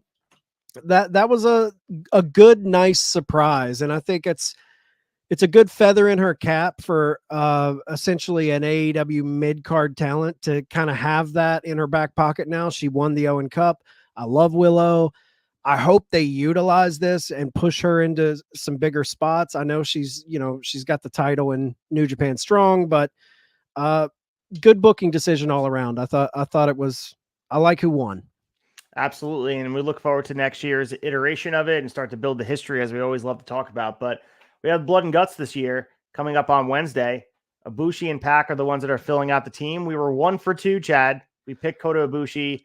I think you mentioned Pac when we were talking about the prediction for the All-In card, just about Pac needs to be back in front of Wembley. But we're going to get his return here on Wednesday night. I think he fits the aesthetic of BCC. Pac was in person, looked like $1 million. Ibushi was revealed in a video package. We'll see him live and in action. Has me stoked. I was already stoked for Blood and Guts, but the addition of these two guys takes it to the next level. Yeah, Ibushi was predictable. We definitely saw that coming. Pac, I'm shocked we didn't have that on our card. Nice though. There's history there with him and Omega, and we all knew he was going to be returning so he could find his way onto that All-In card, but Blood and Guts is going to be good on Wednesday. Yeah, we'll talk more about what Wednesday looks like in the week ahead, but we also had Triple Mania kind of getting lost in the weeds here in this crazy weekend of wrestling. Main evented by the Mega Championship. Vikingo defeated Kenny Omega in a clean way. Hit the 630 senton. Omega put him over clean in front of the Mexican crowd, so he's back as the Mega Champion. But before the match, we had Don Callis showing up. Conan kicked him out, getting massive heat from the Mexican audience, which leads us into what happened after the show, where they were doing a press conference after Kenny Omega was confronted by Don Callis. They have this angle where Omega was attacked by Takeshita, which is continuing the feud. Maybe we'll get Takeshita Omega down the line, but that becomes secondary. As security was breaking up that fight with Omega and Takeshita, a fan attacked Callis from behind. Callis took a bad fall. His neck and ankle were reportedly injured. By all reports, not a work at all. Callis was said to be very, very hot, screaming at the fan. So this was a messy situation where a fan getting involved, taking it too seriously, and putting their hands on a competitor. And this is a scary situation. I hope Don Callis is okay. But if he is okay, we were talking about it off air, he's going to utilize this as a mechanism to use heat, and they'll work it into the story. But man, take anything away from this, do not put your hands on the competitors or anyone involved. I mean, that's Mexico, work, man. Stop touching the wrestlers and anyone involved in the ring. It's a show. Yeah, 100%. Mexico, those fans down there, they're a little wilder than stateside. So I was shocked. Evidently, Callis is heading to San Diego for medical attention. Everyone's reporting this was straight shoot, not a work.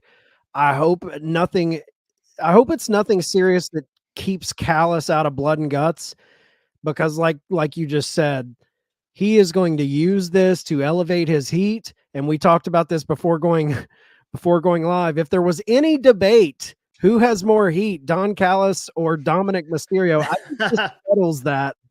He gets attacked by a fan from the heat.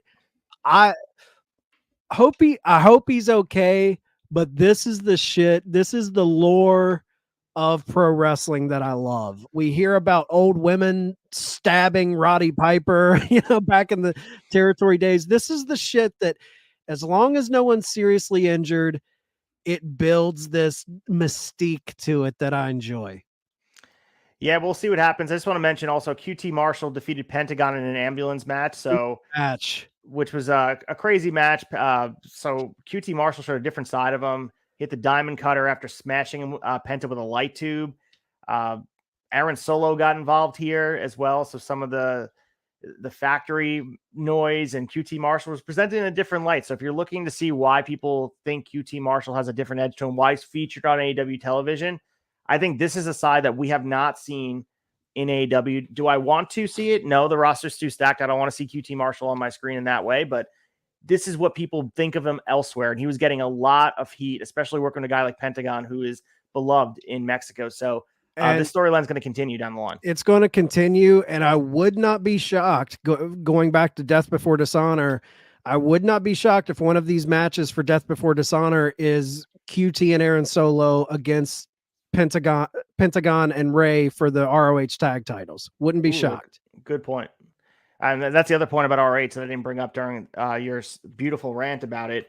They haven't even defended the ROH titles in over 100 days. Right. I think the last time they defended it was on the Battle of the Belts, the last one. So, right. On an AEW broadcast, by the way. Like, come on.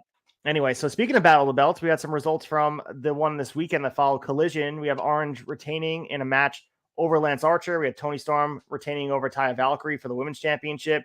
And Luchasaurus defeated Shawn Spears to retain his TNT Championship. The other story pulling out of Battle of the Belts is some of the signals were cut out, if not all of them, due to weather in the area. I was unable to watch Battle of the Belts because of the inundation I was at a live show watching Slammiversary at the same time that everything else was going on. But your thoughts on Battle of the Belts? Did they do a good job of making it feel more like a Clash of Champions, or more of the same? As far as presentation, it was more of the same. It just felt like a continuation of Collision. It didn't feel special, but the matches were fun. I like the way Orange retained over Lance Archer due to a count out. It kept Lance strong. I like seeing Lance back on my TV. It took Cassidy to 26 successful title defenses, which broke the record held by Jade Cargill. So Orange continues a legendary run. The interruption, the signal cutout during the Tony Storm Taya Valkyrie, man, the women can't catch a break in AEW. They cannot. It was a good match too, up until the signal cutout. It came back. They showed a piece of Julia Hart's match from Collision last week to kind of fill the void while they got the connection up and running. It wasn't an AEW issue. It was coming through the signal in Canada. The TV signal cut out for everyone. No one saw it. Oh, okay. And Luchasaurus retained over. Yeah, it was a fine extra hour on a Saturday night. So we also talked about Collision on Saturday night, where if not for Ospreay and Omega having those two classic matches, one at Forbidden Door, one at Wrestle Kingdom, this one might be the match of the year. FTR and Bullet Club Gold had a classic 2 out of 3 falls match. Apparently, Ari Daivari was the producer coach for the match. 58 minutes and change. I watched it this morning before recording just because I needed to watch it prior. This is what tag team wrestling should be about, man. The showcase on it on a 2-hour show, 58 minutes dedicated to tag wrestling. I say bravo to AEW. If anyone is sleeping on Collision and it's a Saturday show, it's a secondary, dude, you're not getting matches like this on Raw, SmackDown, Dynamite, like 58-minute tag match to kick this show off. The first hour was dedicated to phenomenal tag team wrestling. Like, this is, I know star systems and all of that. This is 5-star match, hands down. I would be shocked if Dave didn't give this 5 stars. It's a phenomenal match. And this is a prime example of why FTR re-signed with this company. they're never going to get a showcase like this. This was phenomenal, man. I can't go back and watch this match. Side note from the match, Juice Robinson in 5 episodes of Collision has wrestled a total of 2.5 hours. Wow. Crazy. That I love the way Collision's laid out. I think the way they're booking it is phenomenal. They're letting guys wrestle, but they're also building good story. I think the people shitting on Collision, it's kind of unfortunate because I think they're missing the boat. I think Collision is a great secondary show. And honestly, secondary might be the wrong word because some weeks I enjoy Collision better than Dynamite. So I think it's 1A, 1B with Dynamite and Collision. Yeah, and this match got you way to check it out, and it was an amazing showcase of professional tag wrestling and what it should be. And we watched tag wrestling be neglected over the course of many years, and it's nice to see a rejuvenation. And this is what was intended. I know you can talk about, everyone's talking about Dynamite, and I heard Lance Storm on F4W online talking about being critical of this Battle Bowl concept by shitting on tag wrestling, by having strange bedfellows team with each other. I think that's a separate entity. I think it's fun. But if this is happening in the same universe, why not do both? You know what I mean? Absolutely. So we also have Jon Moxley winning an NAGA grappling tournament in Cincinnati. So gold medal at NAGA. That's crazy. Insane. So he competed in the men beginner super heavyweight 30+ division representing Powell MMA and fitness. So awesome to see a dude who's a legit tough guy show it in a shoot environment. And it's a thing that, guys like Dan Severn used to say, and Ken Shamrock, that's a background thing where you can play into your character, but everyone knew Jon Moxley was a badass. So, awesome and this is a straight shoot, NAGA. That's we all knew Moxley trains, MMA, grappling, jiu-jitsu, all of that. And for him to go out in a NAGA tournament in Cincinnati and win gold, that's huge, man, because NAGA, if you're a fan of mixed martial arts, a lot of those guys in UFC and Bellator and places like that, they roll at NAGA. So for Moxley to enter and get gold in the Cincinnati grappling championship, that's awesome. Congrats to Moxley. That's awesome to read. We also have AEW. This is a story according to Fightful that they have a list of moves and need approval list. So this was a document that's been sent out by AEW, and it says, quote, while there's always risk in pro wrestling, they want to minimize the risk without compromising the quality of the talent's performance and ability to be creative. So we have some banned moves on this list, which, Meltzer and Alvarez were talking about that this list has always existed. It's just exposed to the fan base now. Right. Interesting to see some of the stuff on this list, and we'll go through them. The banned moves. We have clearly unprotected chair shots to the head. We've seen that removed in all wrestling companies. Shots to the back of the head. Buckle bombs. I mean, that's tied to Sting's run in WWE, I'm assuming. Yeah.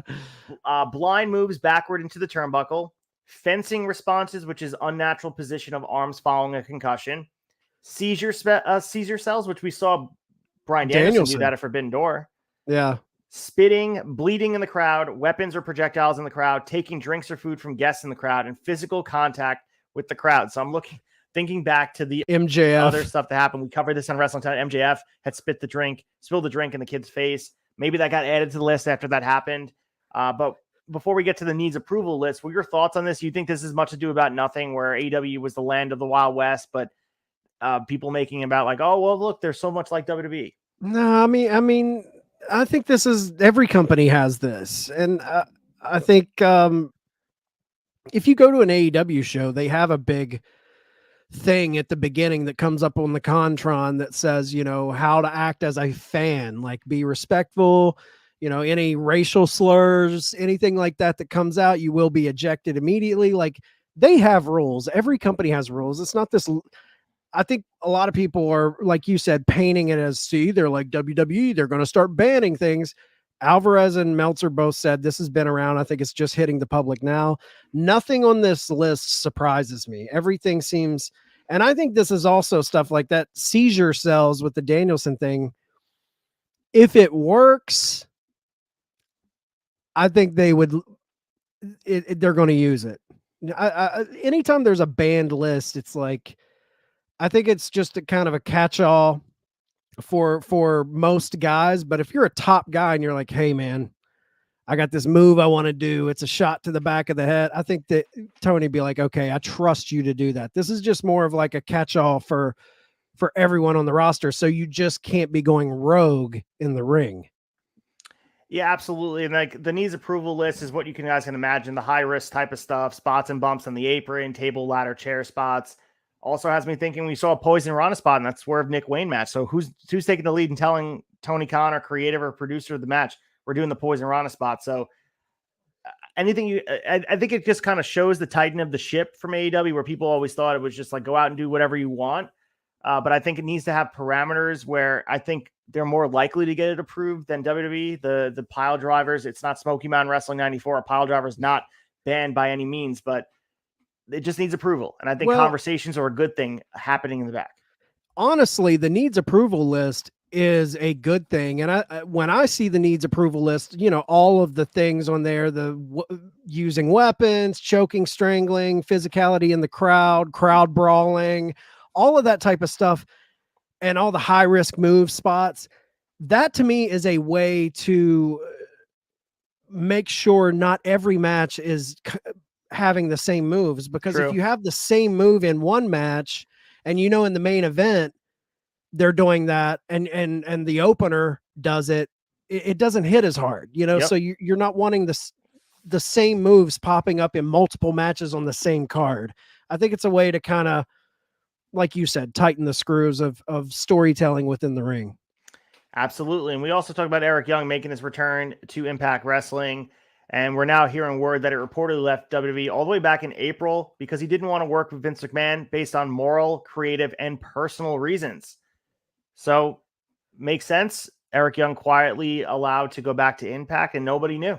One of those things in wrestling that usually we're on top of things, but Eric Young making his return, and everyone thought he was tied into WWE, but not the case. Here he is in Impact, full reign to be creative and work with them again. Yeah, crazy. Eric Young's the first talent known to have left WWE because of McMahon's return.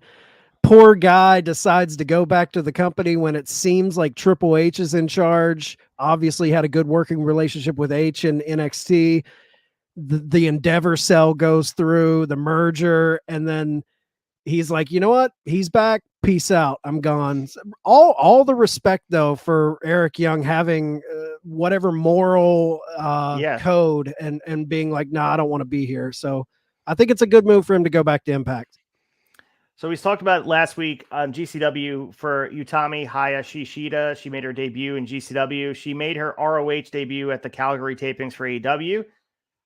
Awesome. She's a young talent. I think she's going to be top of wherever she lands. I think WWE, AEW, she should be top of the card talent. Still very young. And I think once the American audience gets used to her, we talk about Stardom's in-ring quality. She is someone that is top of the list as far as workers and in the women landscape goes. So fantastic. Glad to see she's getting a little bit of love here in the American scene. And I think it's not the last we've seen her. She wrestled Trish Adora on ROH. Will probably be featured next week, which awesome to see. Yeah, she's a big star in waiting. And the thing that I find very interesting with this, the AEW having that working relationship with New Japan, obviously, but they're also starting to have a working relationship with Stardom.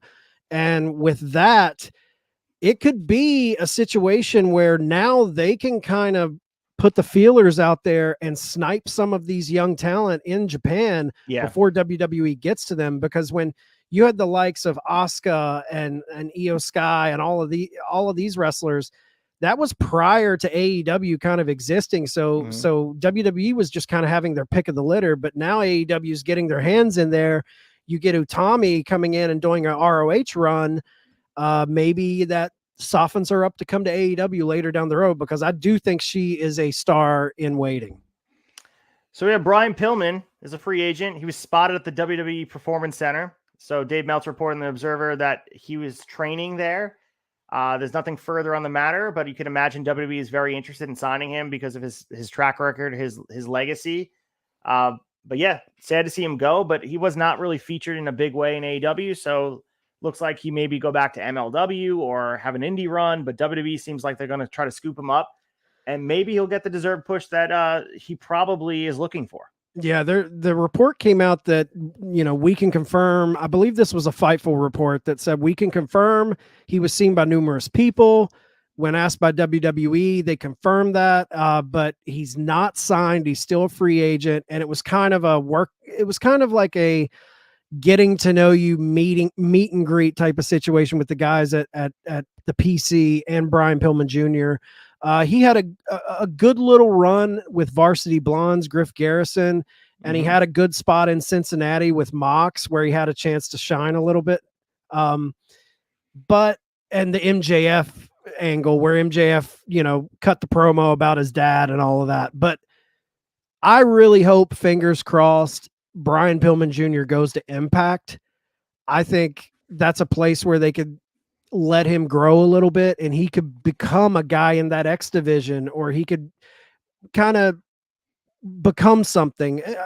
PC's good too. Yeah, I just worry about people getting lost in the sauce in WWE. Absolutely. And we saw another injury, unfortunately. Elton Prince of Pretty Deadly was injured. According to Mike Johnson of PW Insider, he separated his shoulder in the tag match against the Brawling Brutes on SmackDown. So it sucks because Pretty Deadly was getting some buzz behind him. They just debuted on the main roster a few weeks ago. There's no timeline on his return, which sucks to hear. Hopefully he gets back in the ring soon, because Pretty Deadly was being, a prospect team that looked like they were on their way up to at least competing for the tag titles. Yeah, and they're a great tag team. I'm a big fan of Pretty Deadly. Supposedly a typical separated shoulder surgery without the surgery, just letting it heal naturally, can take anywhere from 2 to 12 weeks. So hopefully it's on the shorter end of that. Yeah.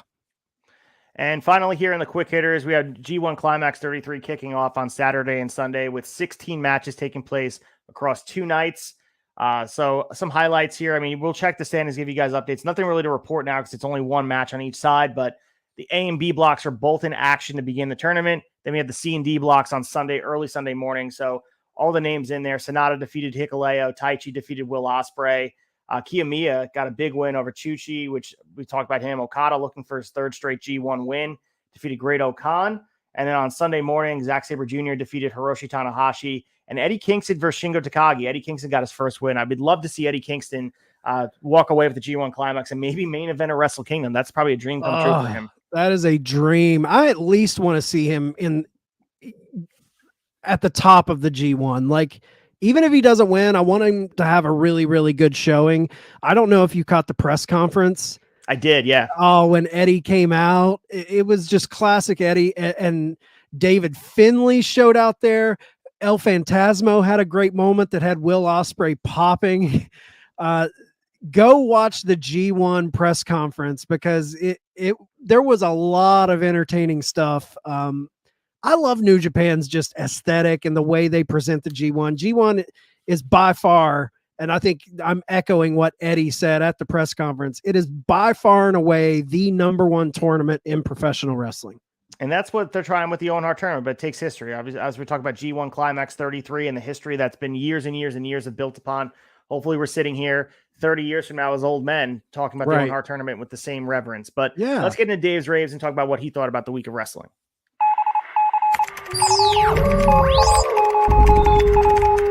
Dave raves. So his match of the week from Dave in the newsletter was Jay White and Juice Robinson versus FTR from July 8th in Regina, Saskatchewan. And that was the precursor to the match. I'm sure next week that other match will be match. Who knows though? Because we have all these other matches out there. Maybe Kenny Omega versus Vikingo, maybe something from from SLAMMIVERSARY.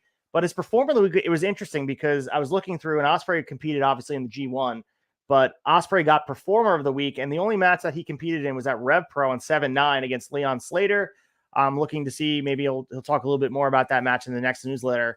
But that was the only time Ospreay had competed. So I don't know. It's a retroactive Will Ospreay award, but that's the only match he wrestled. So obviously very high on it. Maybe he was in the building for it. And that Leon Slater, I think Ospreay's really high on that kid. And I heard Dave talk about, that's someone to watch for the future in wrestling. And I didn't get to see the match. I did see the hidden blade that Ospreay hit on the kid, and it was vicious. Like Ospreay, man, that we talk about it. He arguably he has the #1 and #2 matches of the year, but Ospreay, Leon Slater, go check it out.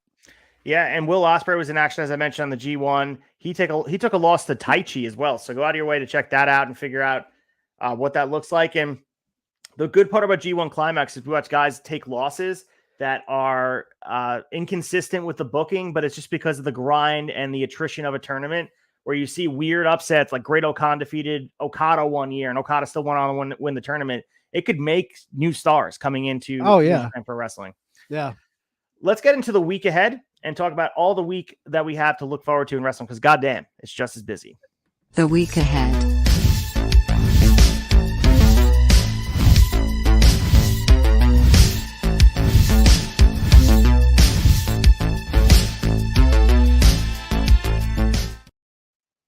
All right, let's start with tonight on Raw. The road to SummerSlam continues. We're going to have Brock Lesnar returning to respond to Cody Rhodes' challenge. We're going to get Gunther and Riddle in a non-title match. Big thing here is the dissension with Imperium. Giovanni Vinci and Ludwig Kaiser are banned from ringside. Might be that Giovanni Vinci is going to be kicked out of Imperium. Maybe both. Maybe they're breaking up. We'll see with that. We also have the tag team championships on the line. On the women's side, Liv Morgan and Raquel Rodriguez defending against Sonya Deville and Chelsea Green. And we get a Viking Raiders versus Alpha Academy in a Viking rules match on Raw. So more SummerSlam build. The road to Detroit continues. Main stories being progressed here are Lesnar and Cody Rhodes. And maybe we'll see some stuff with Seth Rollins and Finn in the side. Yeah, I'm man, that Viking rules match, I bet, is going to set the world on fire. Man, I love, the War Raiders, bring them back. Bring them back. War Machine from ROH. Come on. Yeah. So NXT, we have NXT North American Championship on the line. Wes Lee defending against Dominic Mysterio on a Tuesday night. Maybe he can pop a rating like Seth Rollins.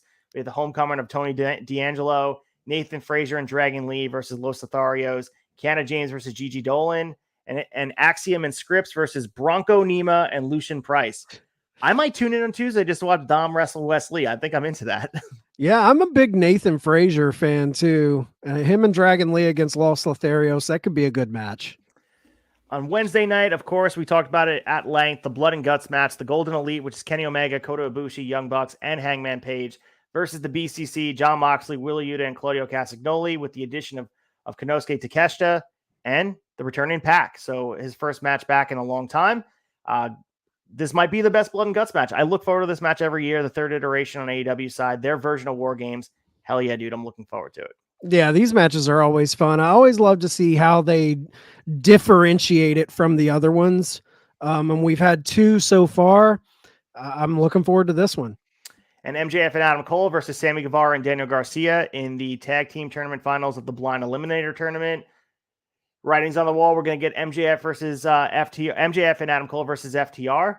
Maybe they put the titles on them, but maybe this is just furthering the story down the line. But I've been very much enjoying this Battle Bowl version in AEW. You can tell Tony Khan is a WCW fan at heart. Love it. So we also, on Thursday night, we talked about the ROH stuff, and maybe we'll get more clarity about Death Before Dishonor. But we have Impact going on. I guess you guys can also talk to us. Brace for Impact, 10 p.m. on Thursday nights. We have Santino Marella versus Dirty Dango, Tommy Dreamer and Darren McCarty, the former Red Wings enforcer, versus Champagne Singh and Shira. Ace Austin and Chris Bay versus Subculture, which now has different implications because Subculture are the tag team champions now. Flash Morgan Webster and Mark Andrews. And we get Leo Rush versus Kushida, which has different implications now because Leo Rush is the X Division champion and Kushida is the number one contender. So not sure if those will be title matches. Those are being filmed right now. So stay tuned to Thursday nights, 10 p.m. right here in the Tavern, and also Friday mornings for the audio drop. Any thoughts on Impact card, Chad?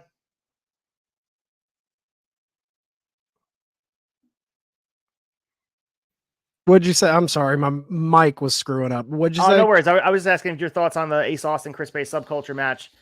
Is that for the titles? Leo Rush and Kushida for the title? Like, it seems weird that those were booked in advance, and now these guys have, or the landscape has changed a little bit.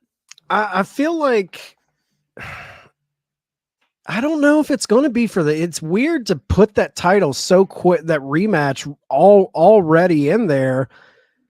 I do think this Impact. A lot changed. We had a lot of title switchovers, a lot of title changes. So I think it's going to be very interesting. Absolutely. And on Friday, we have SmackDown, Roman Reigns and Jey Uso rules of engagement for their match at SummerSlam. We get a United States Championship Invitational 4-way, LA Knight and Sheamus versus Cameron Grimes versus Rey Mysterio. So 4-way to decide who's going to be taking on Austin Theory at SummerSlam. So I think it's going to be LA Knight, in my opinion. I think he's destined to have a championship of some capacity. This is what they do when someone's over. They give him a mid-card title instead of giving him the full push. But Yeah. I'll take whatever we can get here. And for Collision next week, we talk about putting emphasis on it. One match announced. I'm sure we'll get more throughout the rest of the week. Wednesday night, they'll probably announce more. We get a Trios Championship match. The House of Black taking on the Acclaimed and Daddy Ass. Looking forward to that as well. I'd like to see the Trios Championship and House of Black being featured. What do you think happens there? I think there's a possibility the Acclaim could win that.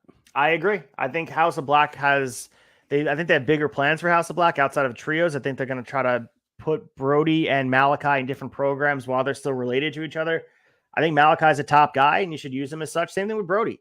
And I'm not shitting on Buddy at all, but I think Buddy as well could be a valuable asset in the International Championship division. Also, you want to toss him in the TNT chat. There's a lot you could do with House of Black instead of keeping them all together as one package. They're almost more valuable separated. Yeah, I think with FTR being on the Collision brand, I know we got the Kings of the Black Throne, but if it's me, I'm putting Buddy and Brody in that tag division. I think they would have banger matches with FTR, and you throw Malachi up into the main event scene in Collision.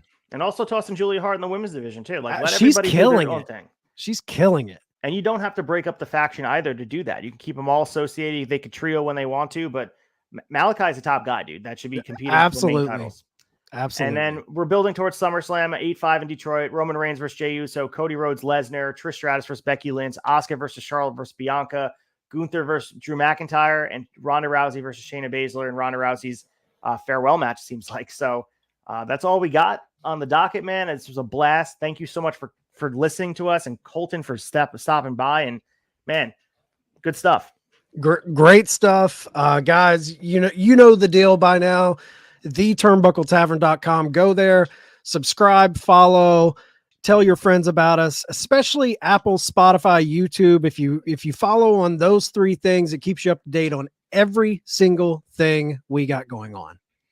Absolutely. And again, you guys can check us out Thursday, Brace for Impact. Check out the flagship Thursday morning audio drop. Also Friday for our next episode of Shot Nostalgia Smoky Mountain Wrestling season 4. Make sure you guys are checking that out and appreciate while it's here. It's going to be gone in 2 seconds because it's 7 episodes long. We're already at episode 3. So hop on board and enjoy the ride with us. Yeah, tons of stuff happening, guys. There's something out there for everyone. We cover it all over the wrestling world. But until next Monday, when we wine and dine with you kings and queens, stay out of the alley and away from the pork and beans. God luck and good speed. Reach for the sky, boy.